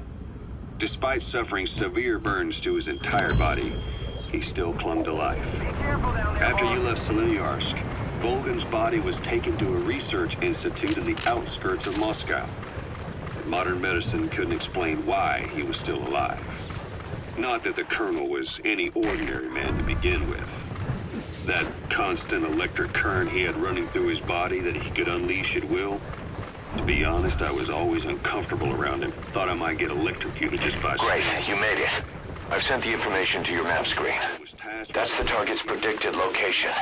Check all around the target and plan carefully before moving in. It was used to further the Soviet Union's research into such abilities. But not long ago, the facility burned to the ground. And Volgan's body was never found among the rubble, even though the fire started in the room where they were keeping him. This occurred at around the same time you woke up.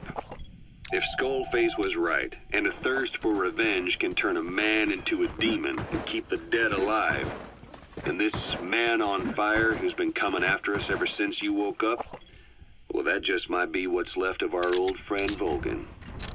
It's not over yet. Back in '64, in Seleniarsk, you brought his plans for a utopia down in flames. That grudge is what's keeping him alive.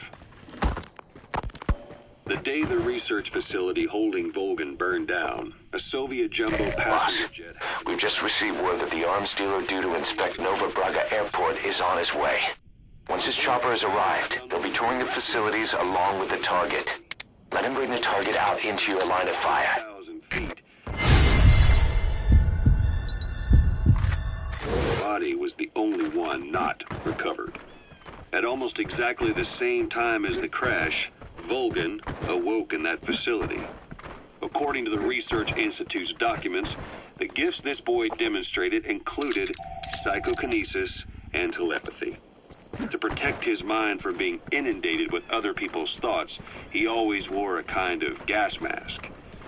A rudimentary form of psychic insulation, apparently. We don't know where this boy is, but if Skullface is connected to him, we may cross paths with him yet. This boy is... That's an enemy gunship. Don't try to take down a gunship. The chopper will be arriving any minute. Watch out.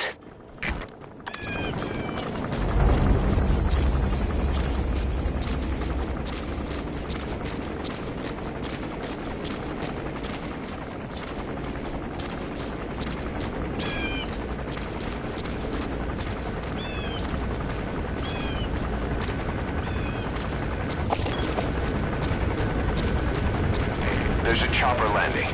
It must be carrying the arms. Our intel suggests the target will leave the country with the arms dealer after the inspection. Take him out before that happens. Good. You completed the objective. Now get out of there.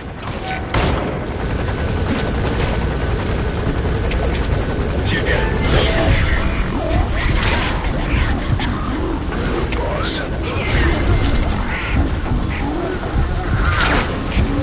Cancel the inspection.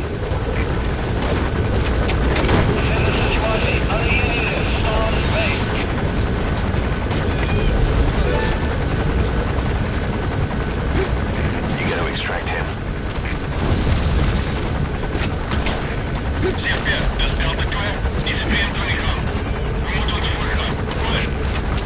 Looks like the arms dealer's chopper is gonna patrol for the security forces. Be sure you don't get spotted from above. Mission complete, and how?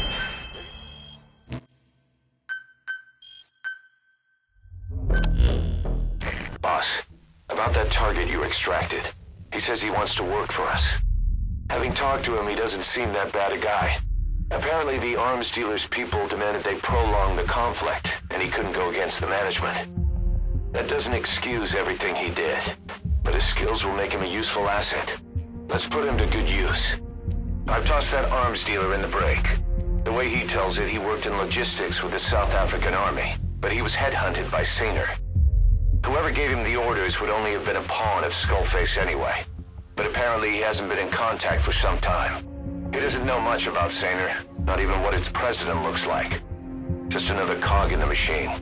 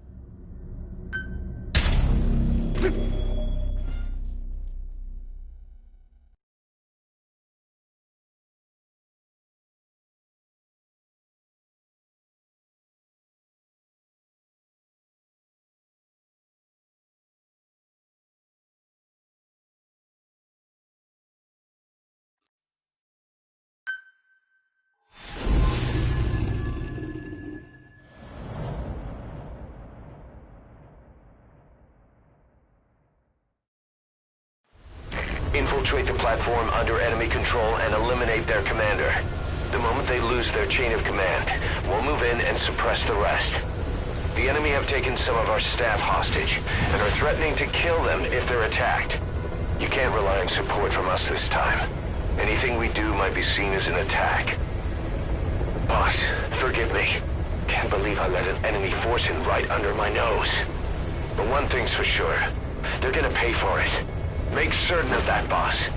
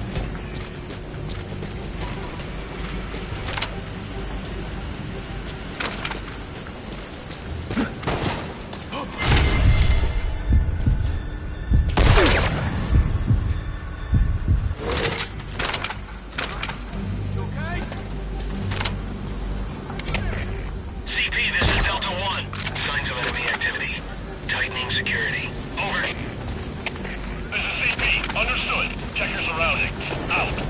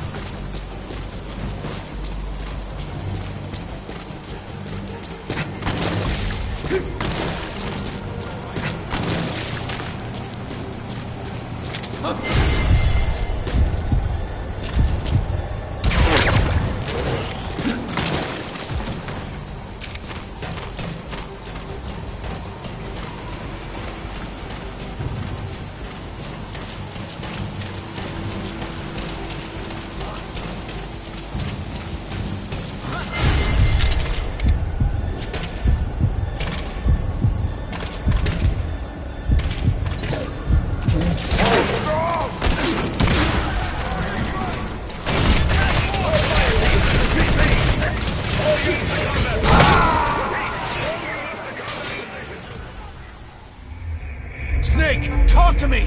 Snake! Snake!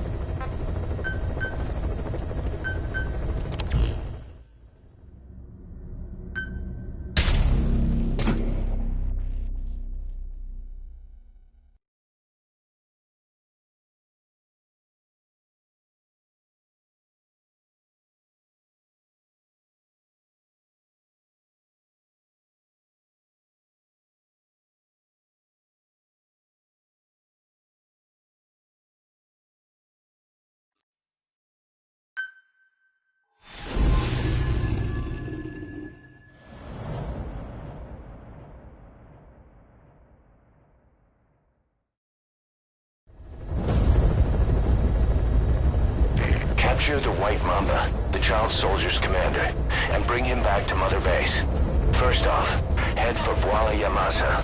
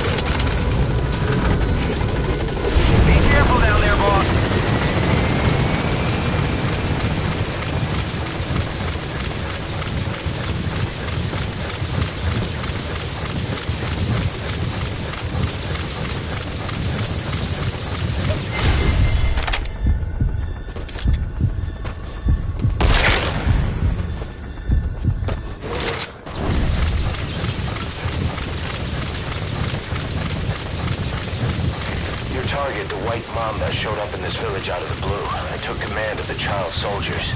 The surrounding villages have been victims of their raids and brutality ever since. But if you extract their commander, those kids will have no choice but to stand down. Should wrap up the whole situation. They're still kids. You can't kill any one of them, including the commander. If things get rough, neutralize them by knocking them out or by tranquilizing them.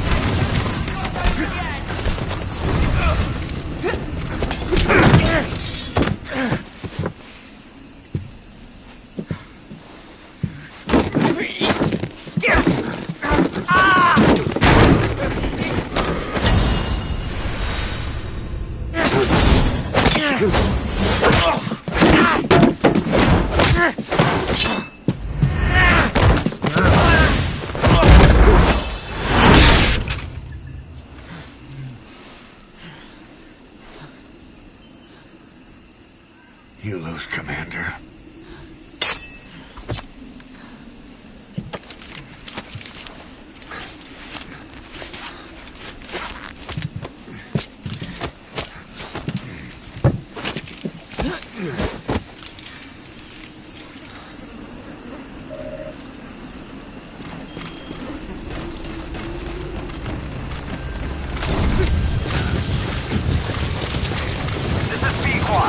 Arriving shortly at LZ.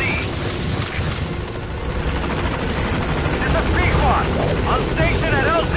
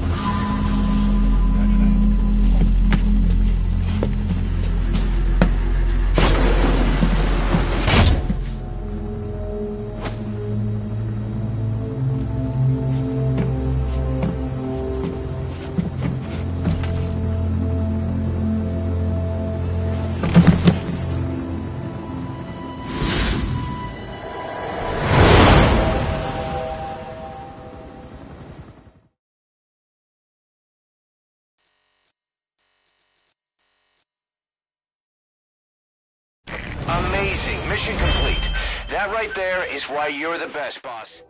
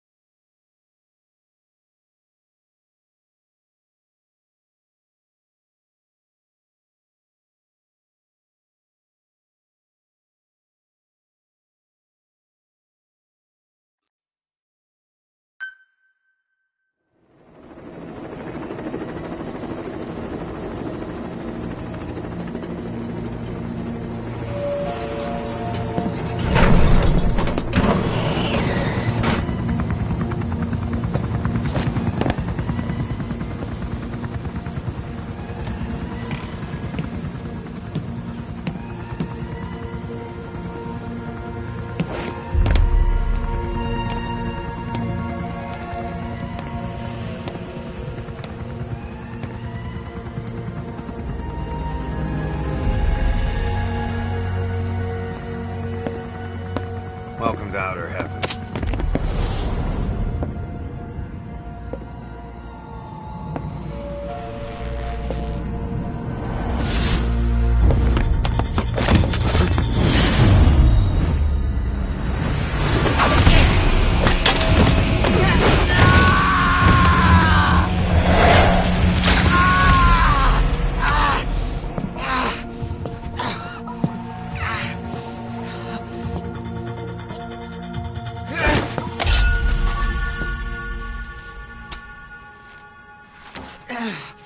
We got rules around here.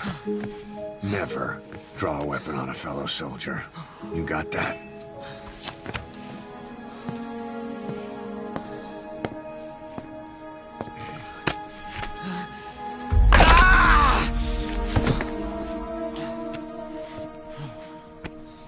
Anyone here can use a knife or a gun. What you're gonna learn is how to use your head. Let's move!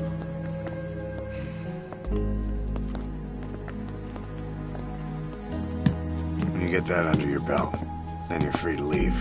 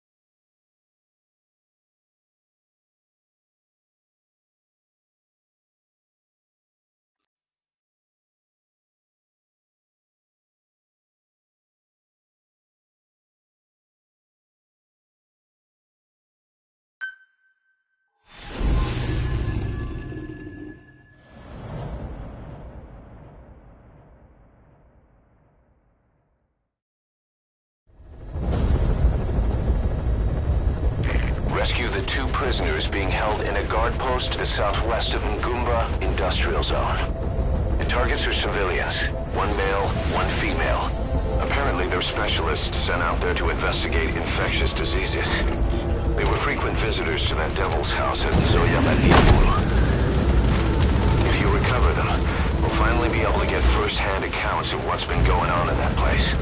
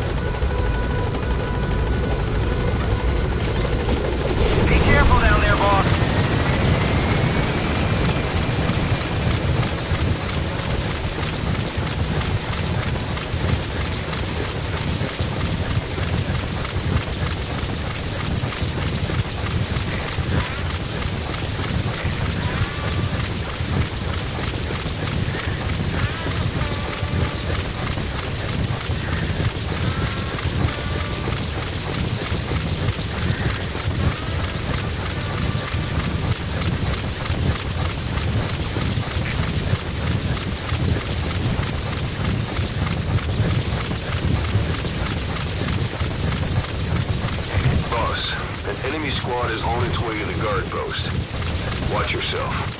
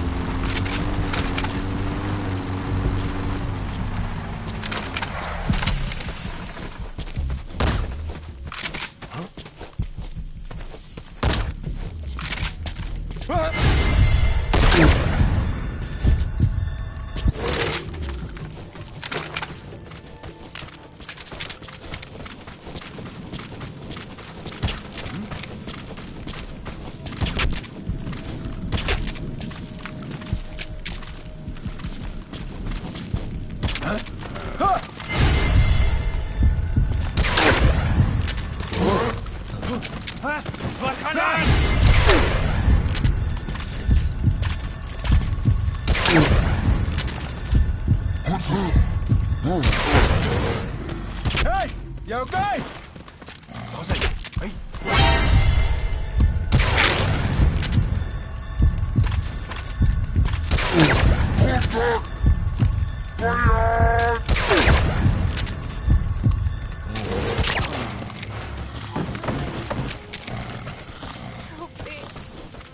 Help me!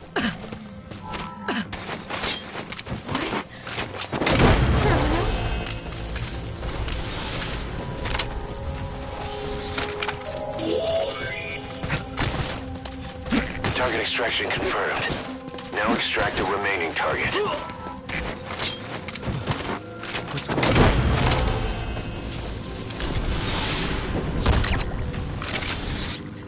Amazing, boss. Getting both prisoners out in that situation. Great work. Now exfiltrate.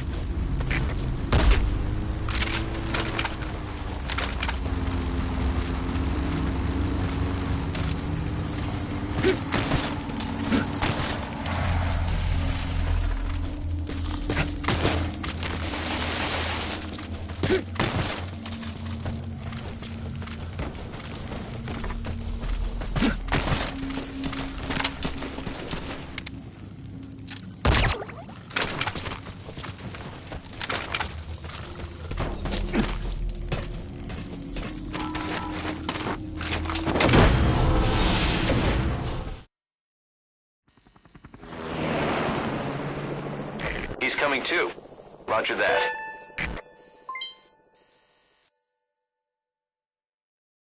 Amazing. Mission complete. That right there is why you're... Boss, we placed the 2 targets in quarantine. They don't show signs of anything, but we'll monitor them just the same. If they had access to the Devil's House, I doubt they were sent there by some health organization. Cypher used them, and would have eliminated them eventually. But we'll protect them here. They've agreed to that. After all, we helped them out of the country as promised. The mission's complete. But boss, they've been behind the curtains at Ngumba. They examined the patients there nearly every day. They told us the patients were being made to listen to voices on tape. But the male target added something interesting. He said he doesn't know what was on the tapes because there was no English version. Of all the voices that were shoved down those people's throats, English wasn't one of them.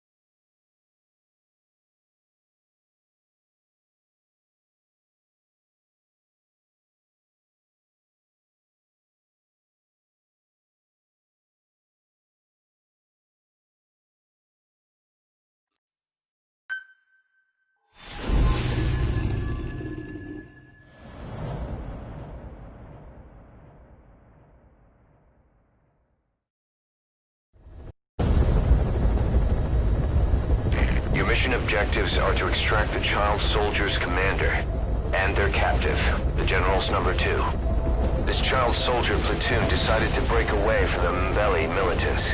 They took the #2 captive and have occupied an abandoned village. Start by checking that location on your map. Boss, the child soldiers will treat you as an enemy, but they're just kids. See that they don't get hurt.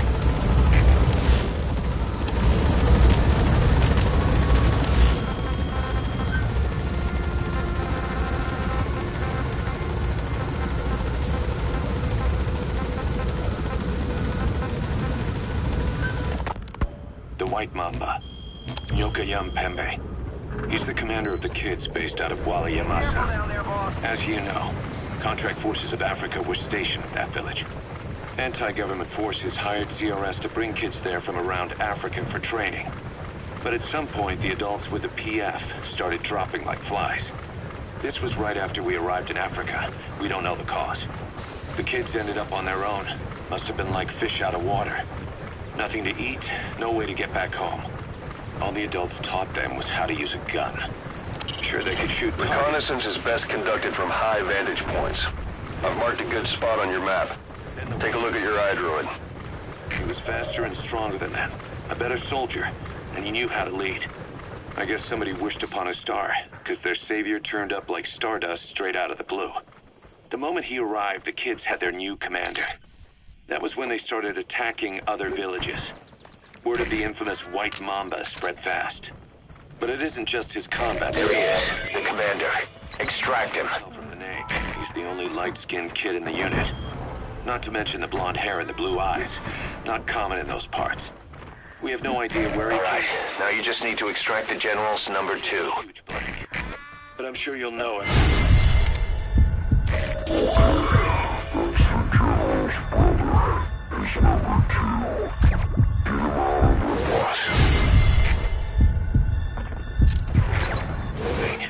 He's still a kid, so don't kill him. Be careful not to hit him with anything lethal. Not even a flesh wound. Our mission objective isn't just suppressing a bunch of militants. This is a DDR operation of the kids in that unit. DDR stands for Disarmament, Demobilization, and Reintegration. Disarmament is obvious. We take their weapons off their hands. The demobilization part means dismantling their military organization to ensure they can't arm themselves again. To do that, you need to capture the unit's commander and have him order his men to disband. In this case, the commander is the White Mamba. There's nobody above him, so he's all we need to grab. Finally, reintegration. Through education and occupational training, we give them a means to live besides war. A lot of kids born in a war zone don't know any other way to live. So before they find themselves back there, we teach them another skill. I'd like to establish this rehabilitation process at Mother Base. That's why we're bringing those kids back here. It's not so much for their sake. It's for the world that we're trying to create. No other way about it. Those kids are amateurs. Bad for business to have them running around where we're trying to work. Bring them all back if possible. Or as many as you can.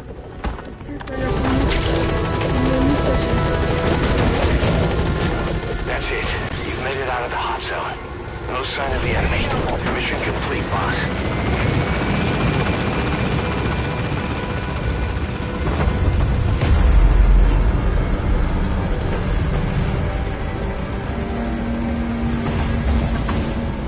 Departing!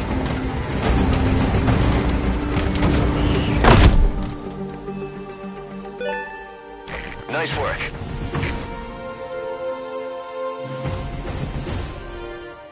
Amazing. Mission complete. Boss, about how we report this one to the client. I'll tell them we took heavy resistance from the renegade platoon and the hostage was killed in the firefight. Also, their leader wouldn't let himself be taken alive. I doubt the client will pay us for this one, but we got a big enough reward from the General's #2 instead. And as for the #2, he's saying he wants to join Diamond Dogs.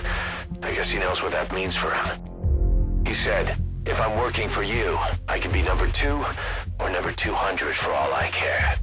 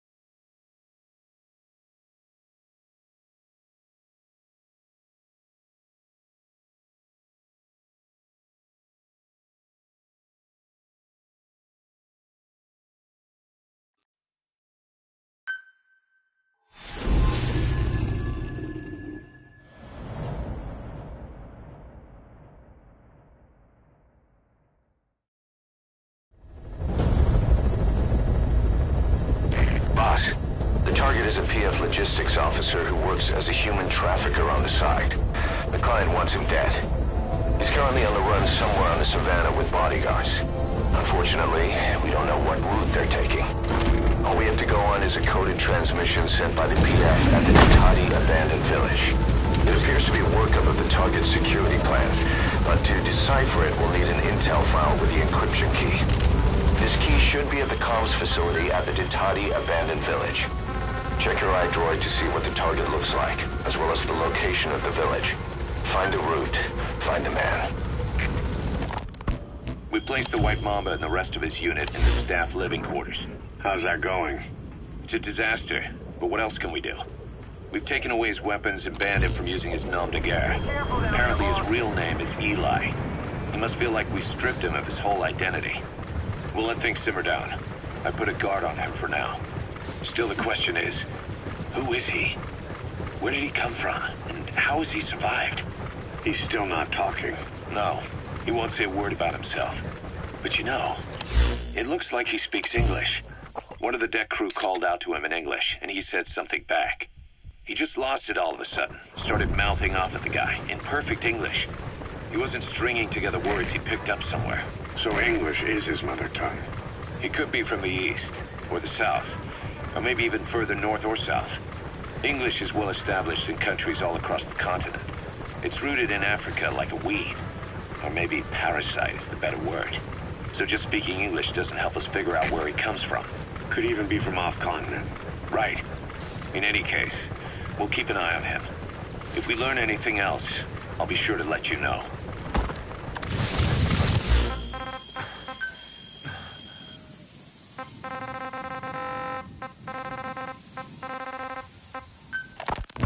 Boss, we've got the results of Eli's genetic tests. We can finally put this worry behind us. We used the PCR technique and conducted DNA fingerprinting of the copied DNA sequences. Neither is mainstream science yet, but the concepts and procedures are sound. Both tests say there is 0% chance that the two of you are blood relatives, meaning the results are negative. He's not your son, nor is he your clone.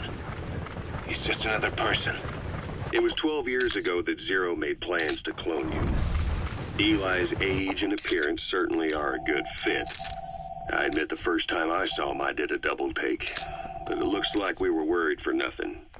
Eli isn't your clone. Though you might still have one somewhere out there. But if Eli isn't the boss's clone, why does he seem so obsessed with him? Not to mention having one hell of an attitude for his age.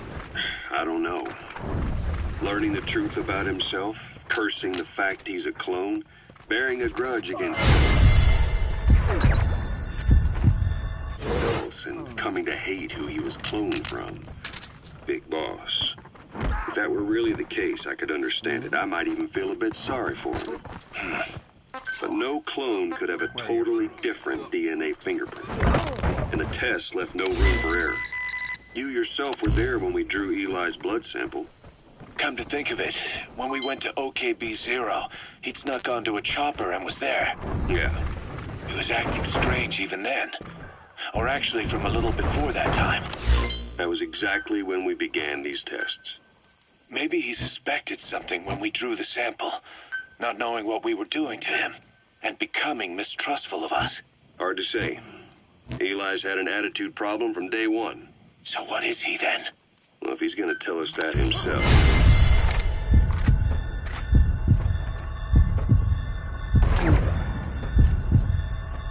I need to get him to open up more first.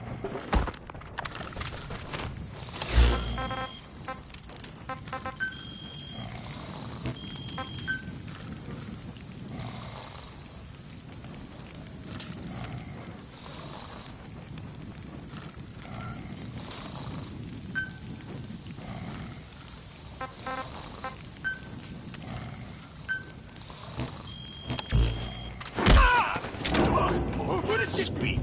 Where are your friends?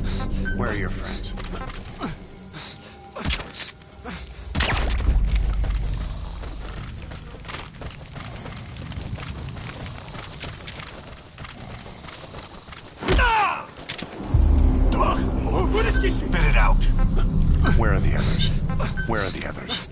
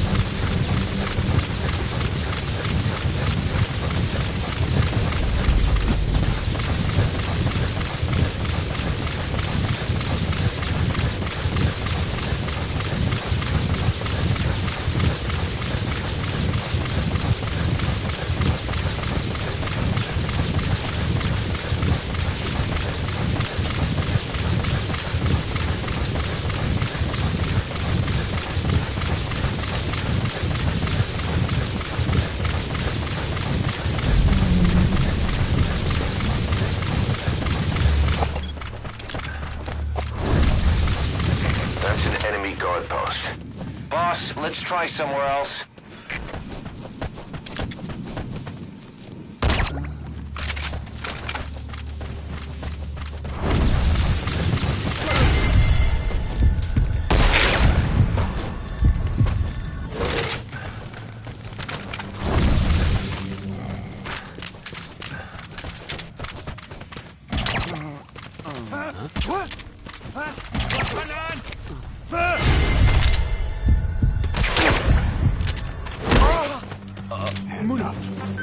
Alsjeblieft.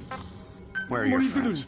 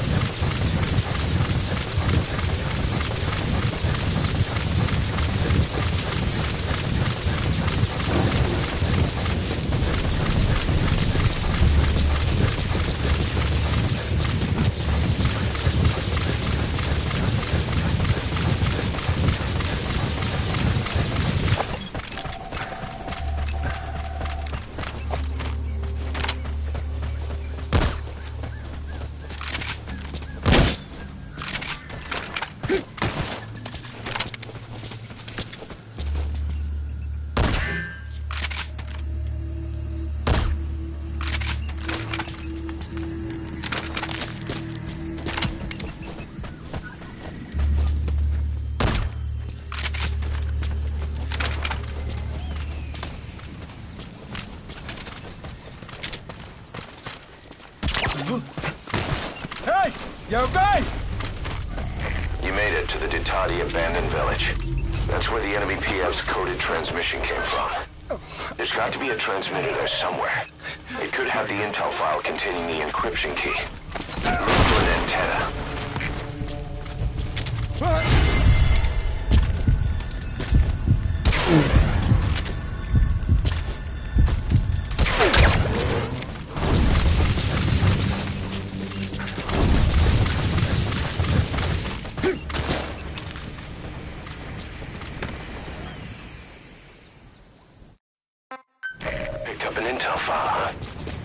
According to this information, the target is headed for Gaziba Camp.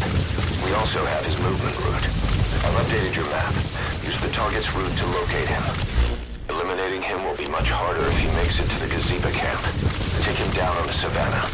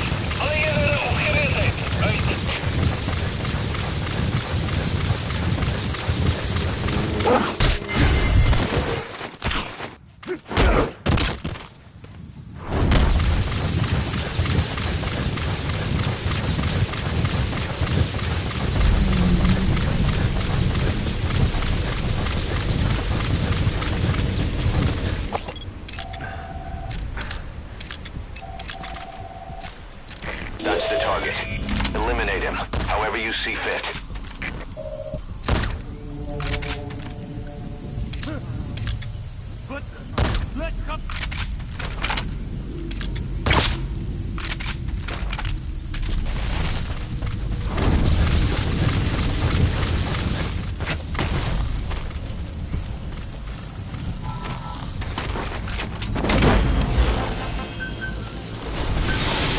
Roger. Target extracted. We'll let the client know he's been dealt with. Exfiltrate out of the hot zone by chopper or on land.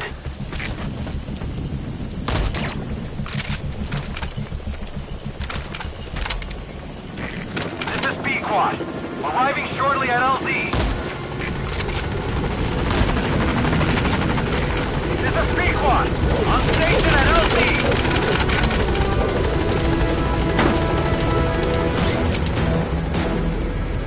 Gaining altitude.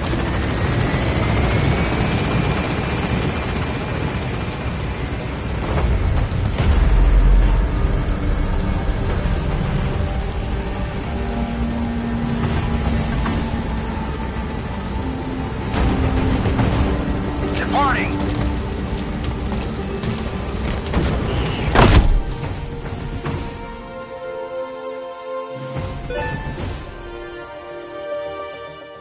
All right, mission complete, boss.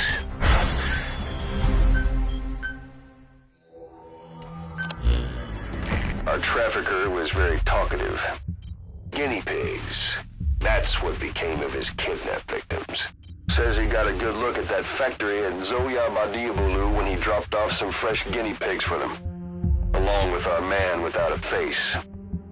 His instincts told him to run like the rat he is. Said it wasn't worth the money. Figured he could be next. That's when he went to the NGO for help. He thought that in exchange for his buyer's list, they could set him up with a new identity someplace far away. He had an idea who he was up against, and he didn't want to take any chances. A true rat. But like us dogs, he knew when he smelled trouble. And something else. He said the specimens come from deep in the forest. We don't know what he meant by specimens just yet, but those guinea pig symptoms match what we've seen on the infected at Mother Base. Deep in the forest. Maybe there's the clue we need to beat this infection. Boss, the truth could be right around the corner.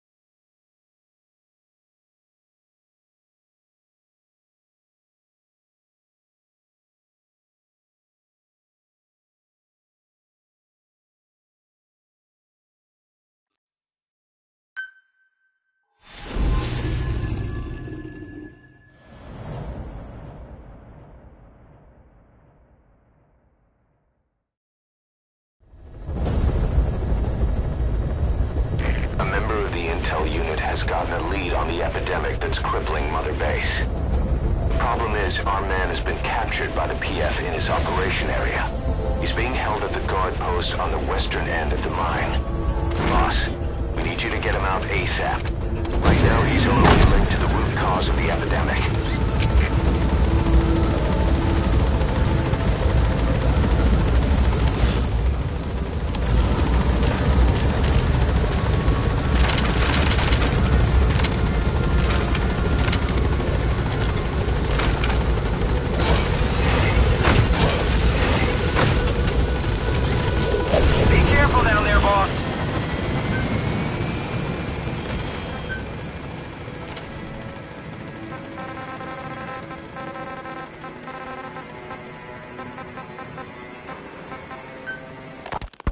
About the pathogen spreading through Mother Base. You've seen everything we've got on the outbreak. What's your opinion? Textbook symptoms of vocal cord parasite infestation. And judging from this casualty list, it is the Kikongo strain, meaning a breed of parasite that triggers symptoms upon detecting pronunciation specific to Kikongo. So our Kikongo-speaking staff are at risk? Quite so. He's right. All the victims do... Check the VI on your iDroid. That's where the target is being held. There is no guarantee. You're only dealing with the Kikongo strain. Other language strains may be present. You well know he was teaching them languages from all over the world.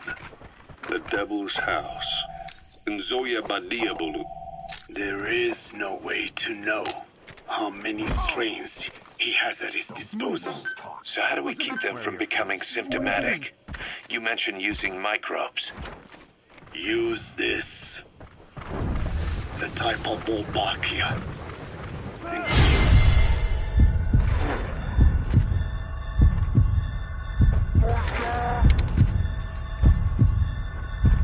Sample of the parasite. Wolbachia? A parasitic bacteria.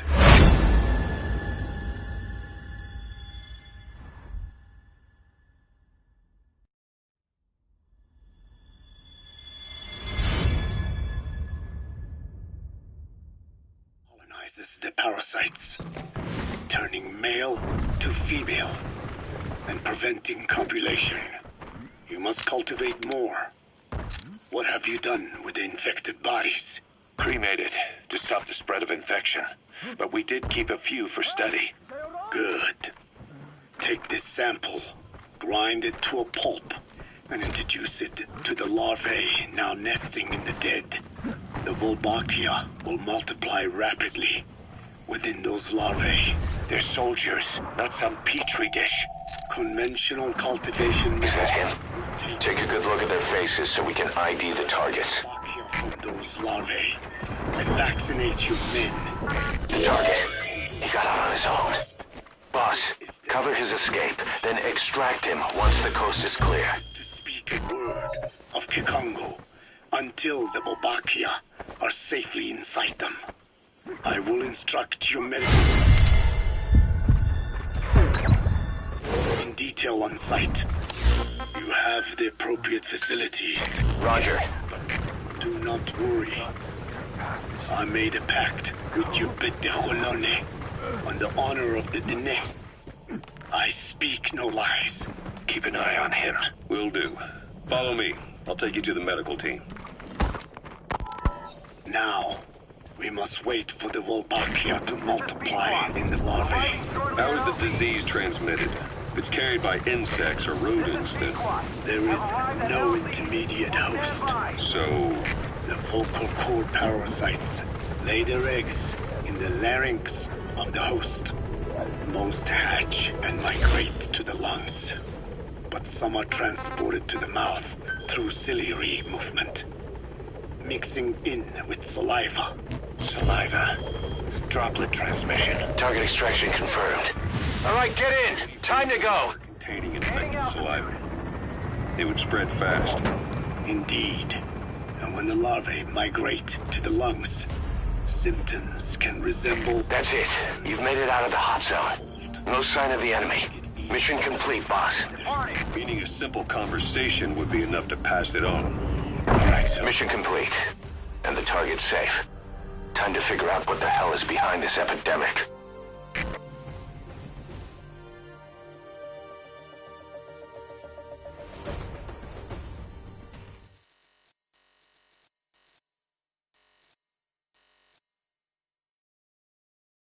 Amazing. Mission complete. That right there is why you're the best.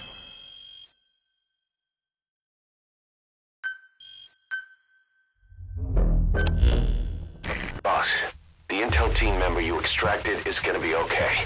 All thanks to your quick actions. He keeps muttering the same things over and over.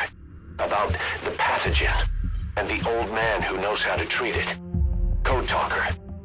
He even told us where he is. This is our only lead, boss. Let's go meet this Code Talker.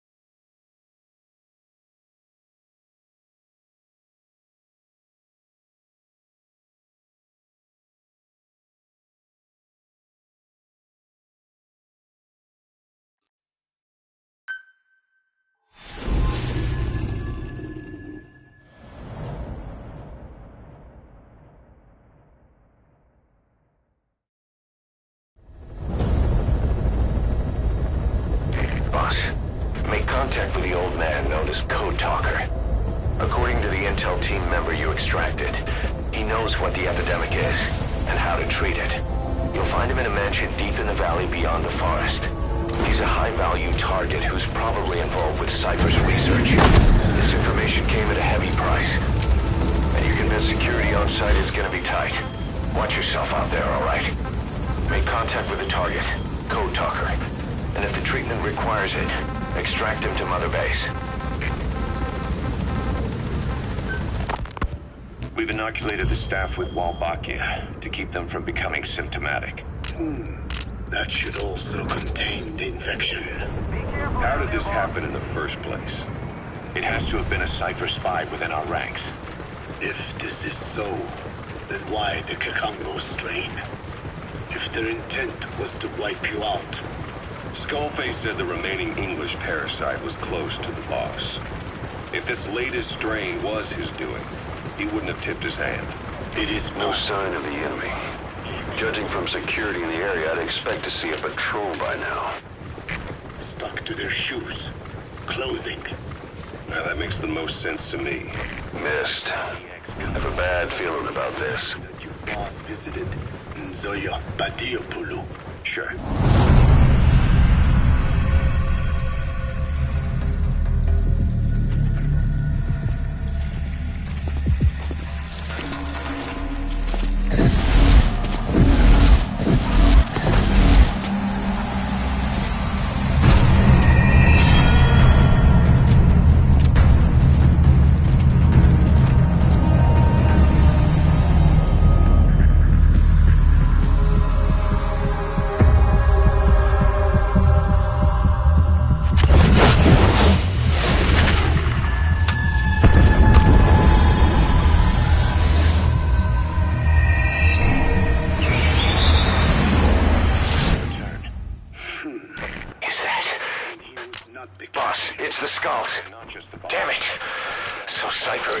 behind this. Quarantined on the flight back. When the symptoms first appeared, we checked and disinfected all equipment used up to that point. Any and all prisoners, soldiers, materials, and animals extracted during missions were also quarantined. So, that just leaves. I have seen children around here. Where are they from? All over. Some were being held hostage at a mine. Then there were the troublemakers at Bwala Yamasa. Bwala Yamasa? Yeah. Their clothes, their things. Did you burn them? They're just kids. We couldn't. And besides, not one of them's shown symptoms. The parasites don't infect prepubescent hosts. Their vocal cords are not fully developed. Well, if infection doesn't occur in children... It is possible. You see that?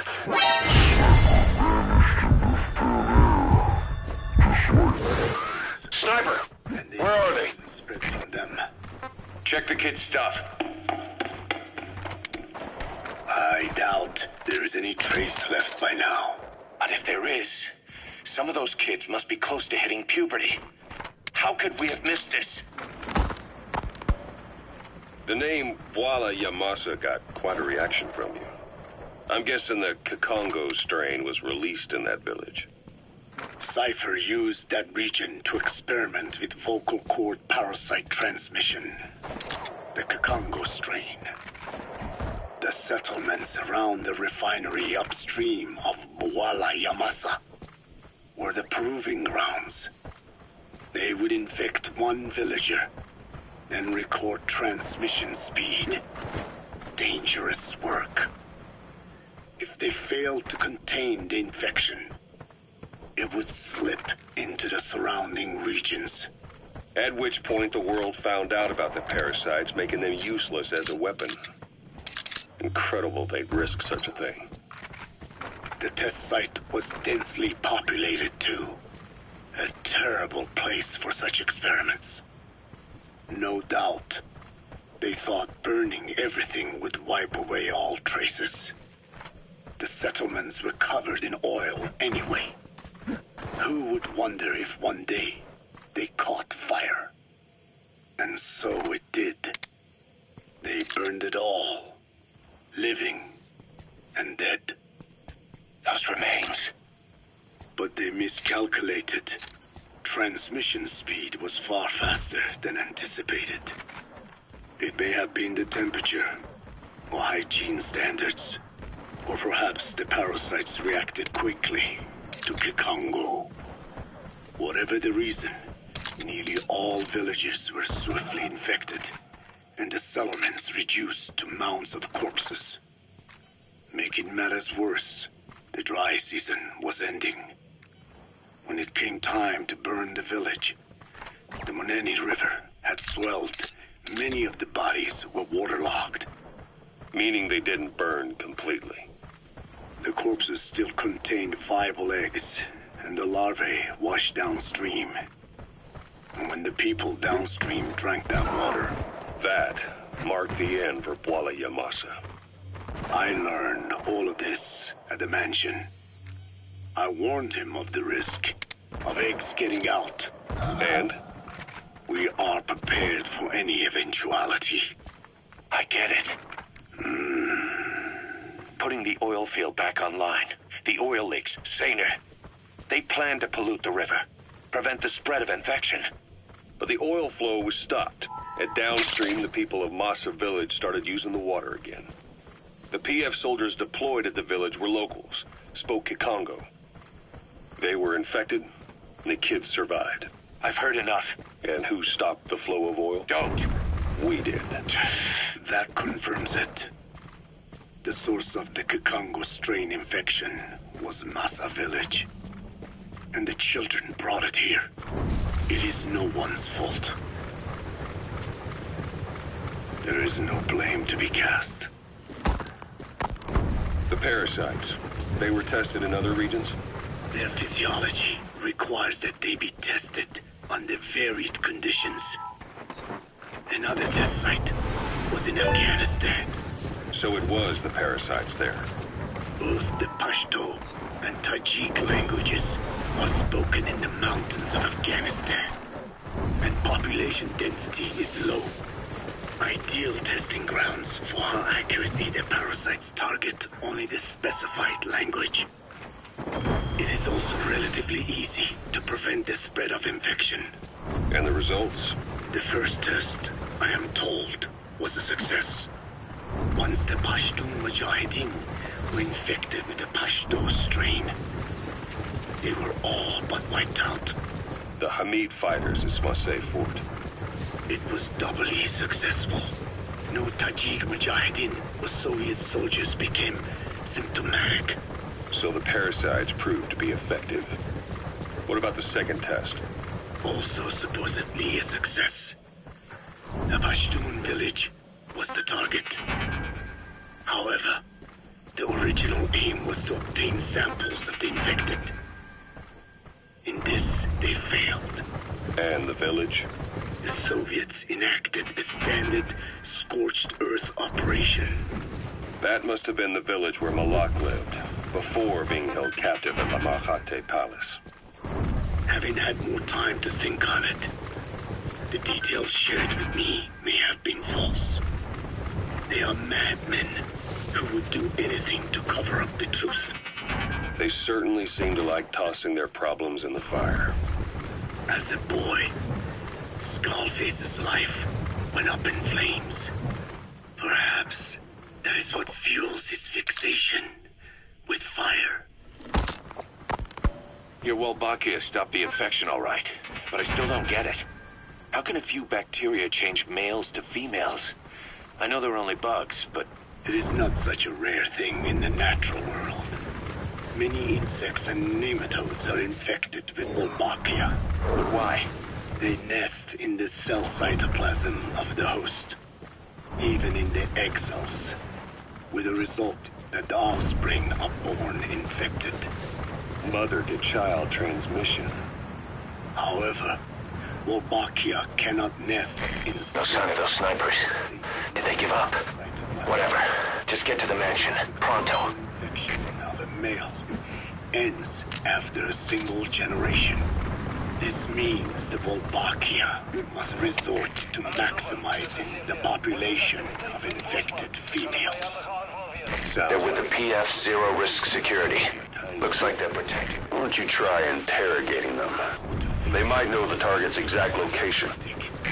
So more females means more Wolbachia carriers, so it can keep thriving in the following generations. But the parasites in a human host are supposed to be a mating pair. If there's no male, there'll be no offspring at all. It's killing itself. Slow down. This tactic is intended for environments where a single male can copulate with multiple females.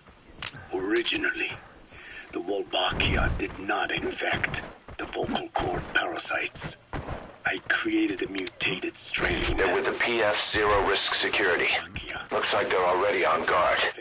Monogamous pairs. The Wolbachia's greatest multiplying tactic, the male-to-female change, worked against itself in the monogamous parasites. Just as you said. Then I performed.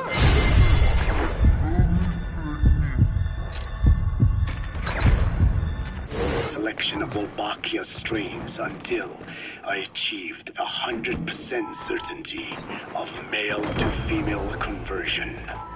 Creating female-female pairs, unable to reproduce. And you say the Wolbachia effect... Subject on board. Leave the rest to us. Cutting off our means to...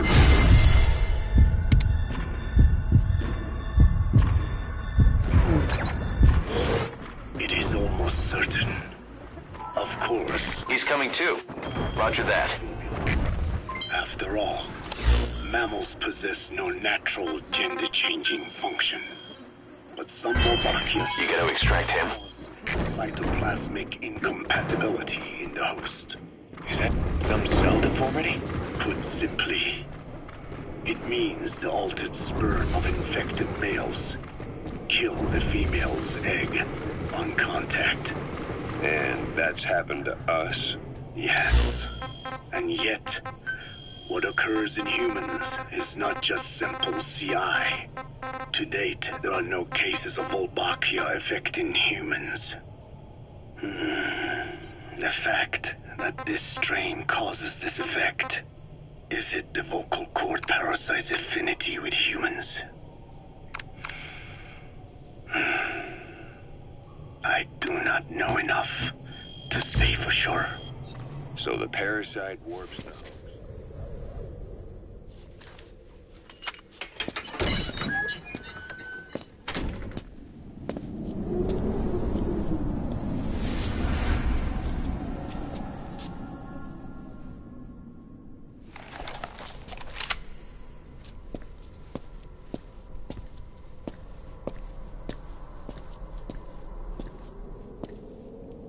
I've been waiting, Tillich.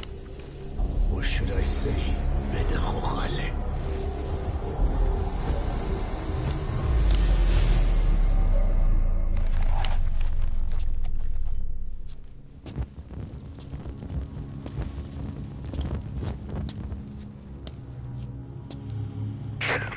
That's him.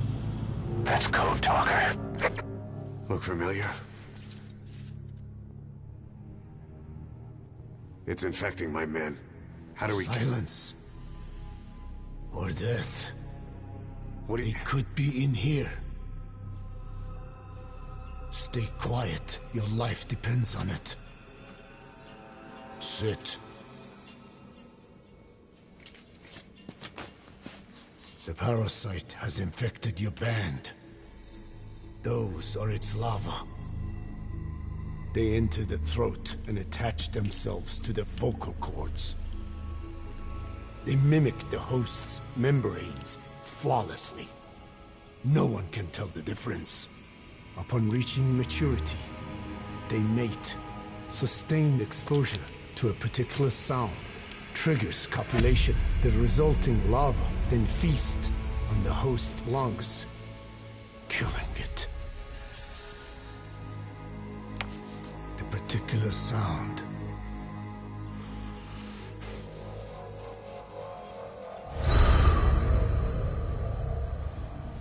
is words. They attack only those who speak a certain language, not just one.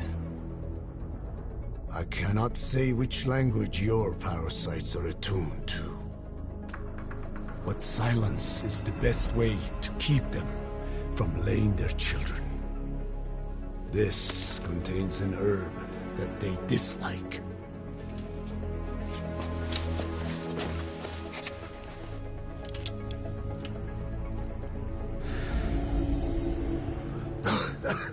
Good.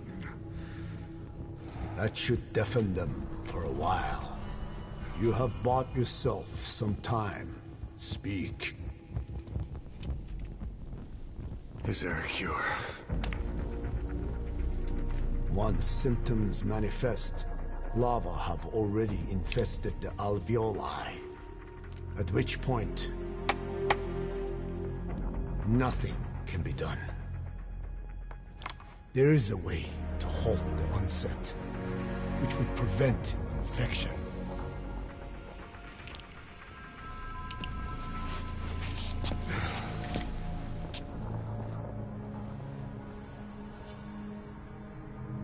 I need your help.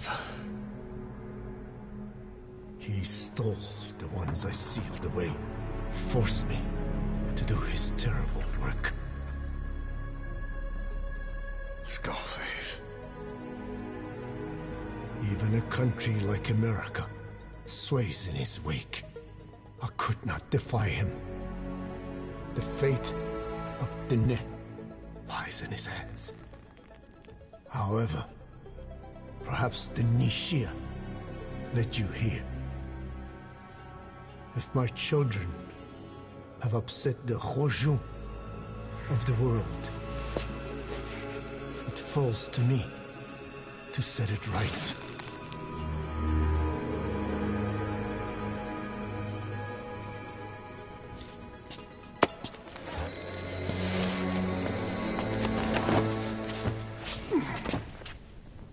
Reminds me of what Skullface said. You've secured the target, but he's too old to risk a Fulton extraction. Put Code Talker in the chopper and return to base. Just look at you and this base. Organisms that cannot do this are doomed to extinction. The difference with parasites is that their environment is another organism. That creates a connection between life and life. Parasitism, symbiosis, or death. In this way, the host too is challenged to adapt. Cleansers. Ethnic cleansers. That's what Skullface is after. And Zoya Badiabulu was... Boss, he's gonna wipe every language besides English off the face of the earth. Ironic, isn't it? They gave us language. And now, they take it away. It is thanks to them that man first learned to speak. But now, the hands of their clock turn back. They've been warped by the hands of man.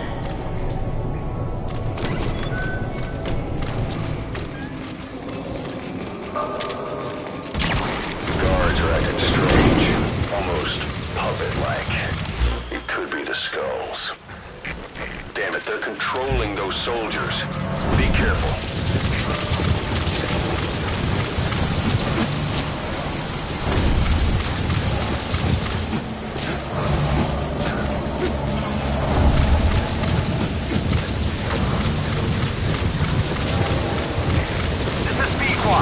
Arriving shortly at LZ.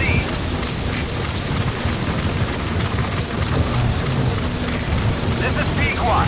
Have arrived at LZ. Will stand by.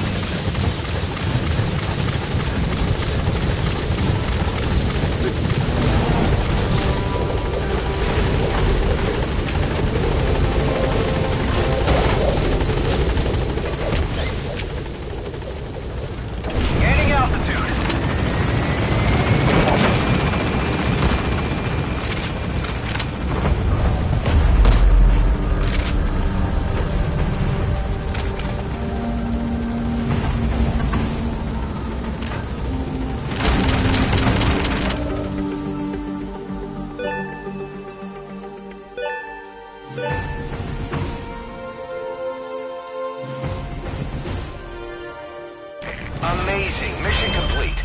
That right there is why you're the best, boss. Boss, we found the bodies of the two missing Intel team members in Lufwa Valley.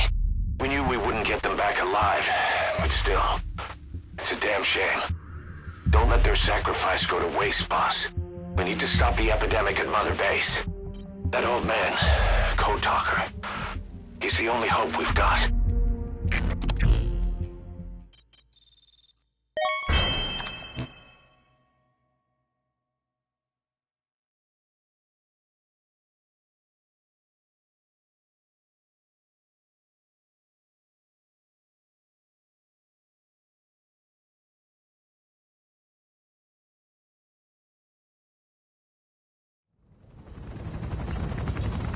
Tell me how to fight it.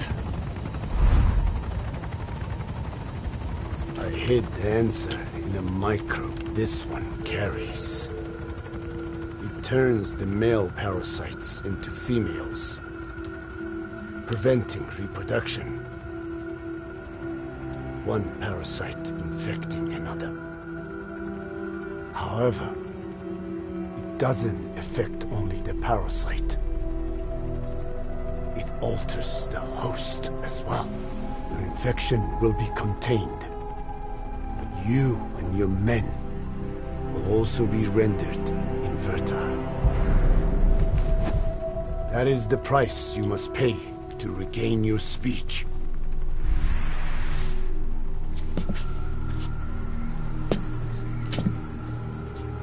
That freak show back there. They the work of your children too? A different strain from the vocal cord parasite, known as the one that covers. It acts as the host's skin, providing strength in exchange for nourishment. But I did not know those men were infected. They were forced to serve him, then steal my research.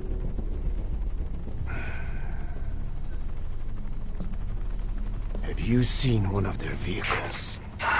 The yellow cake. Captured a convoy they were escorting. Cargo, some kind of mineral. What became of it? The metallic archaea? Clouds ahead! It's them.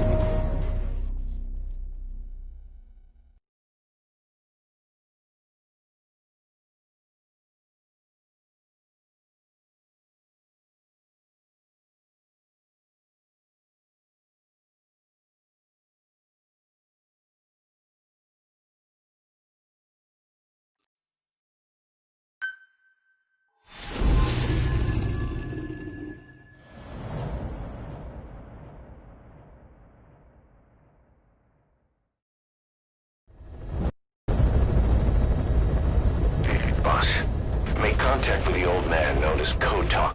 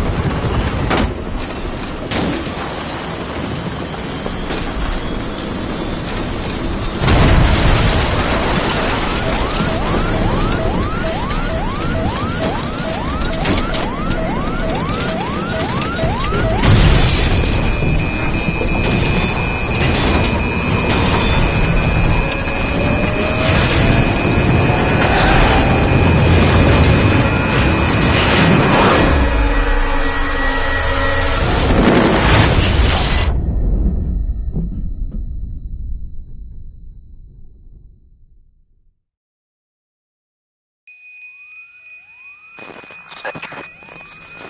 Snake, can you hear me? Are you okay?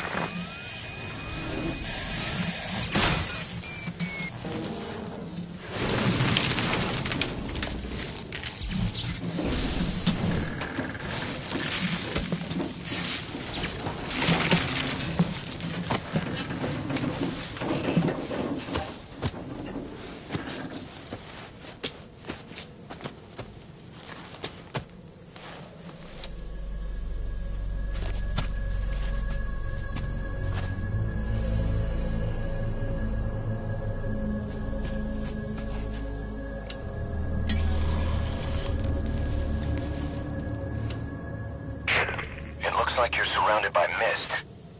The support chopper can't get close to your position right now.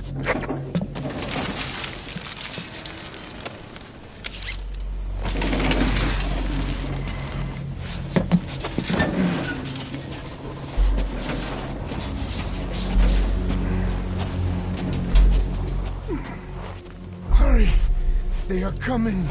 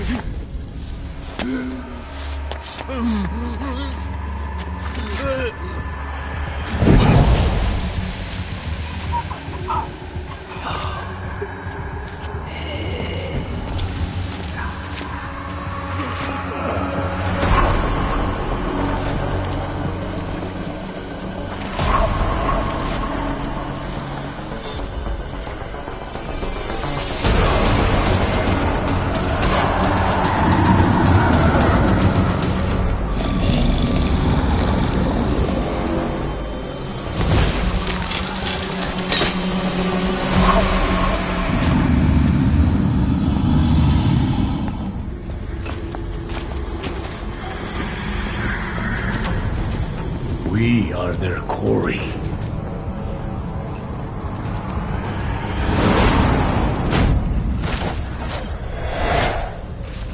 Skulls. So that mist is their work. We won't be able to send in another chopper for now. Boss, you'll need to eliminate the skulls. We cannot lose Code Talker.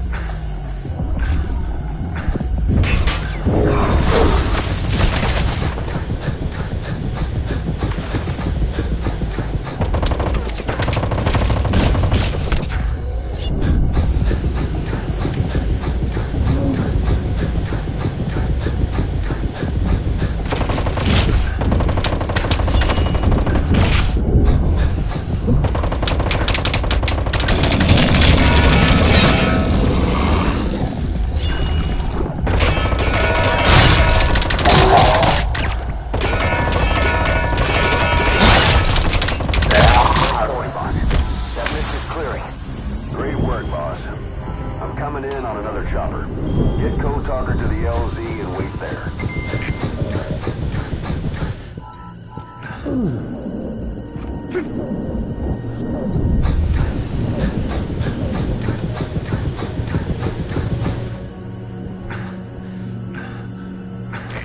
This is B-Quad. Arriving shortly at LZ. This is B-Quad. On station at LZ.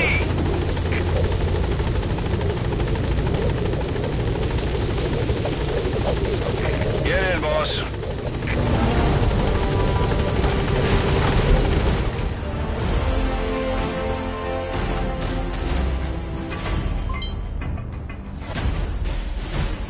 Amazing. Mission complete.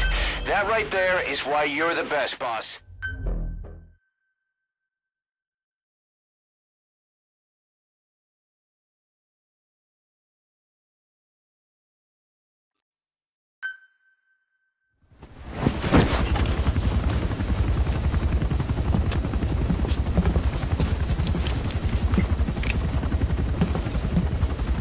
Skullface is no longer in Africa. The nuclear test was a success. Now they turned their knives on me. Satellites didn't read any test. Neither did seismometers. The detonation test took place 5 years ago in the southern Indian Ocean. The final test was the opposite, to prevent detonation. You mean? Skullface plans to sell nuclear weapons that he retains control of. It's not like hawking small arms to militias. Indeed.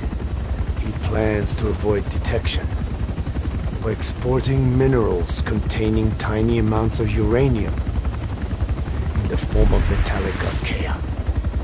Once on site, the metallic archaea enrich the uranium and weaponize it. Loaded onto all-terrain bipedal machines. They ensure any country, armed group, even the smallest terrorist cell, can become a nuclear power. Bipedal. So that's why they needed Huey. A nuke business to replace the arms business. And Skullface owns the market. The very atmosphere of nukes, anywhere and everywhere. Deterrence on all sides. So that's why he ran a non-detonation test. Yes. Another metallic archaea instantly overrides the criticality generator. It fails safe only he controls. Any such weapon can be deactivated whenever he chooses, regardless of who owns it or their intent to use it. Nukes. Controlled by a man, not a country. If they proliferate, conventional nukes lose all value. Political, military, and economic. The two superpowers become powerless.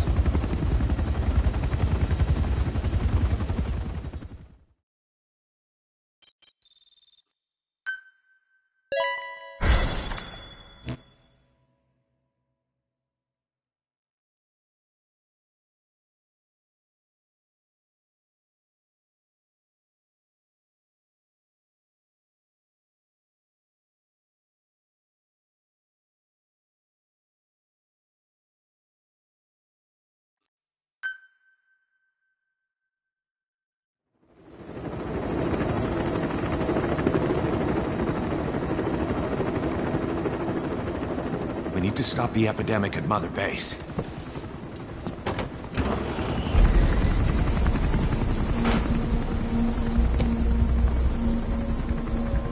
About the pathogen spreading through Mother Base, what's your opinion? Textbook symptoms of vocal cord parasite infestation. And judging from this casualty list, it is the Kikongo strain. Meaning, a breed of parasite that triggers symptoms upon detecting pronunciation specific to Kikongo.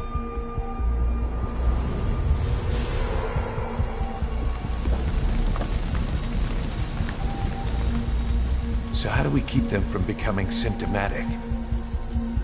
Use this. A type of Wolbachia, introduced to a sample of the parasite. A parasitic bacteria that colonizes the parasites, turning male to female and preventing copulation. We must cultivate more.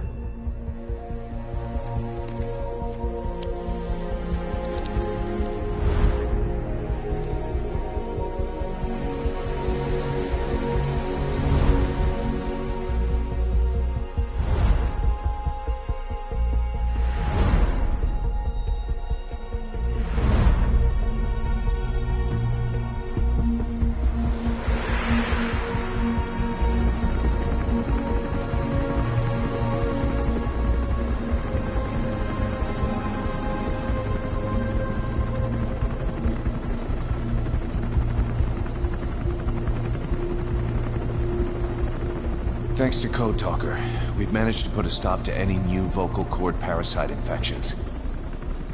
We couldn't save those already symptomatic, but everyone who survived has been released from the quarantine platform.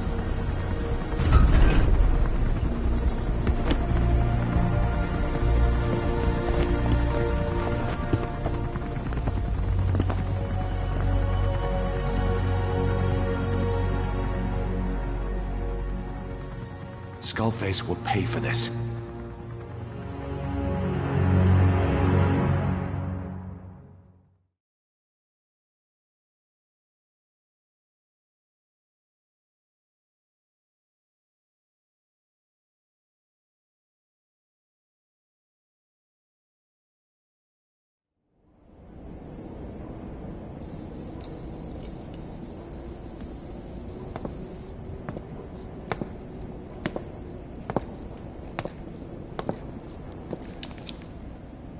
Again with the truth serum? What are those legs made of? Titanium? All the way to the femur.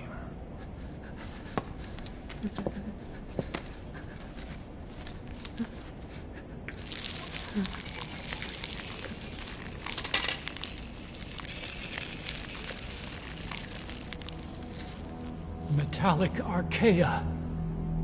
Sahelanthropus. Where is it? What? We have to know before his plan is complete. Sahelanthropus is the final piece. What are you talking about? If the Soviets break out a mobile, controllable nuclear weapon, East-West relations will be right back at the Cuban Missile Crisis. The Cold War returns to life, as countries without nuclear arsenals line up for what Skullface is selling. Nuclear weapons proliferate overnight, and on the brink of annihilation, the world maintains its balance. But we know this is all just a shield, a ruse. The cleansing parasites are what matter most. A WMD to eclipse even nukes, and the only one that can still be used. Skullface is the world's greatest threat, and Zero's. The pieces are in place. All that remains is to unveil Sahelanthropus in Afghanistan. They can't activate it without me.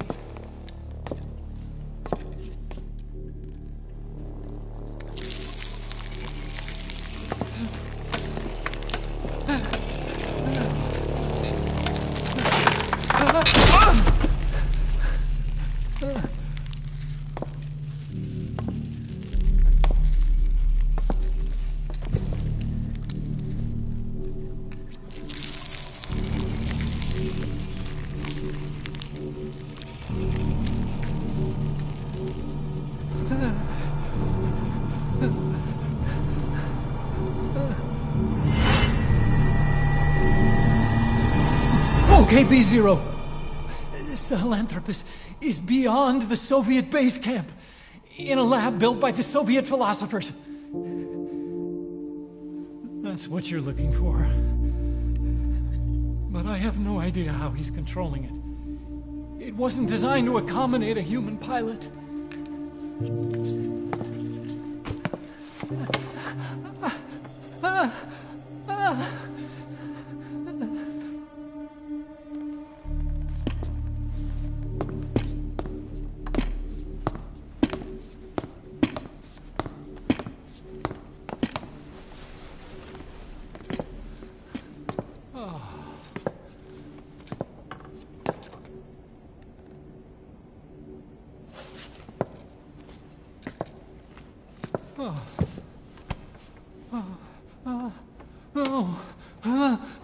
No! No! Wait!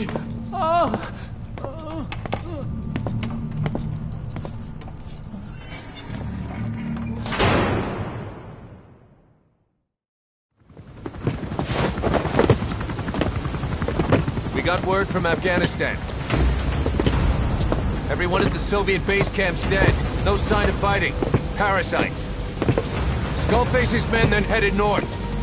The target is OKB-0. That's where he'll activate Sahelanthropus. Unless we stop him, he'll go down in history a conquering victor. We can't let that happen. Wipe him out. Don't leave any trace of his existence. I'm gonna need backup on this one.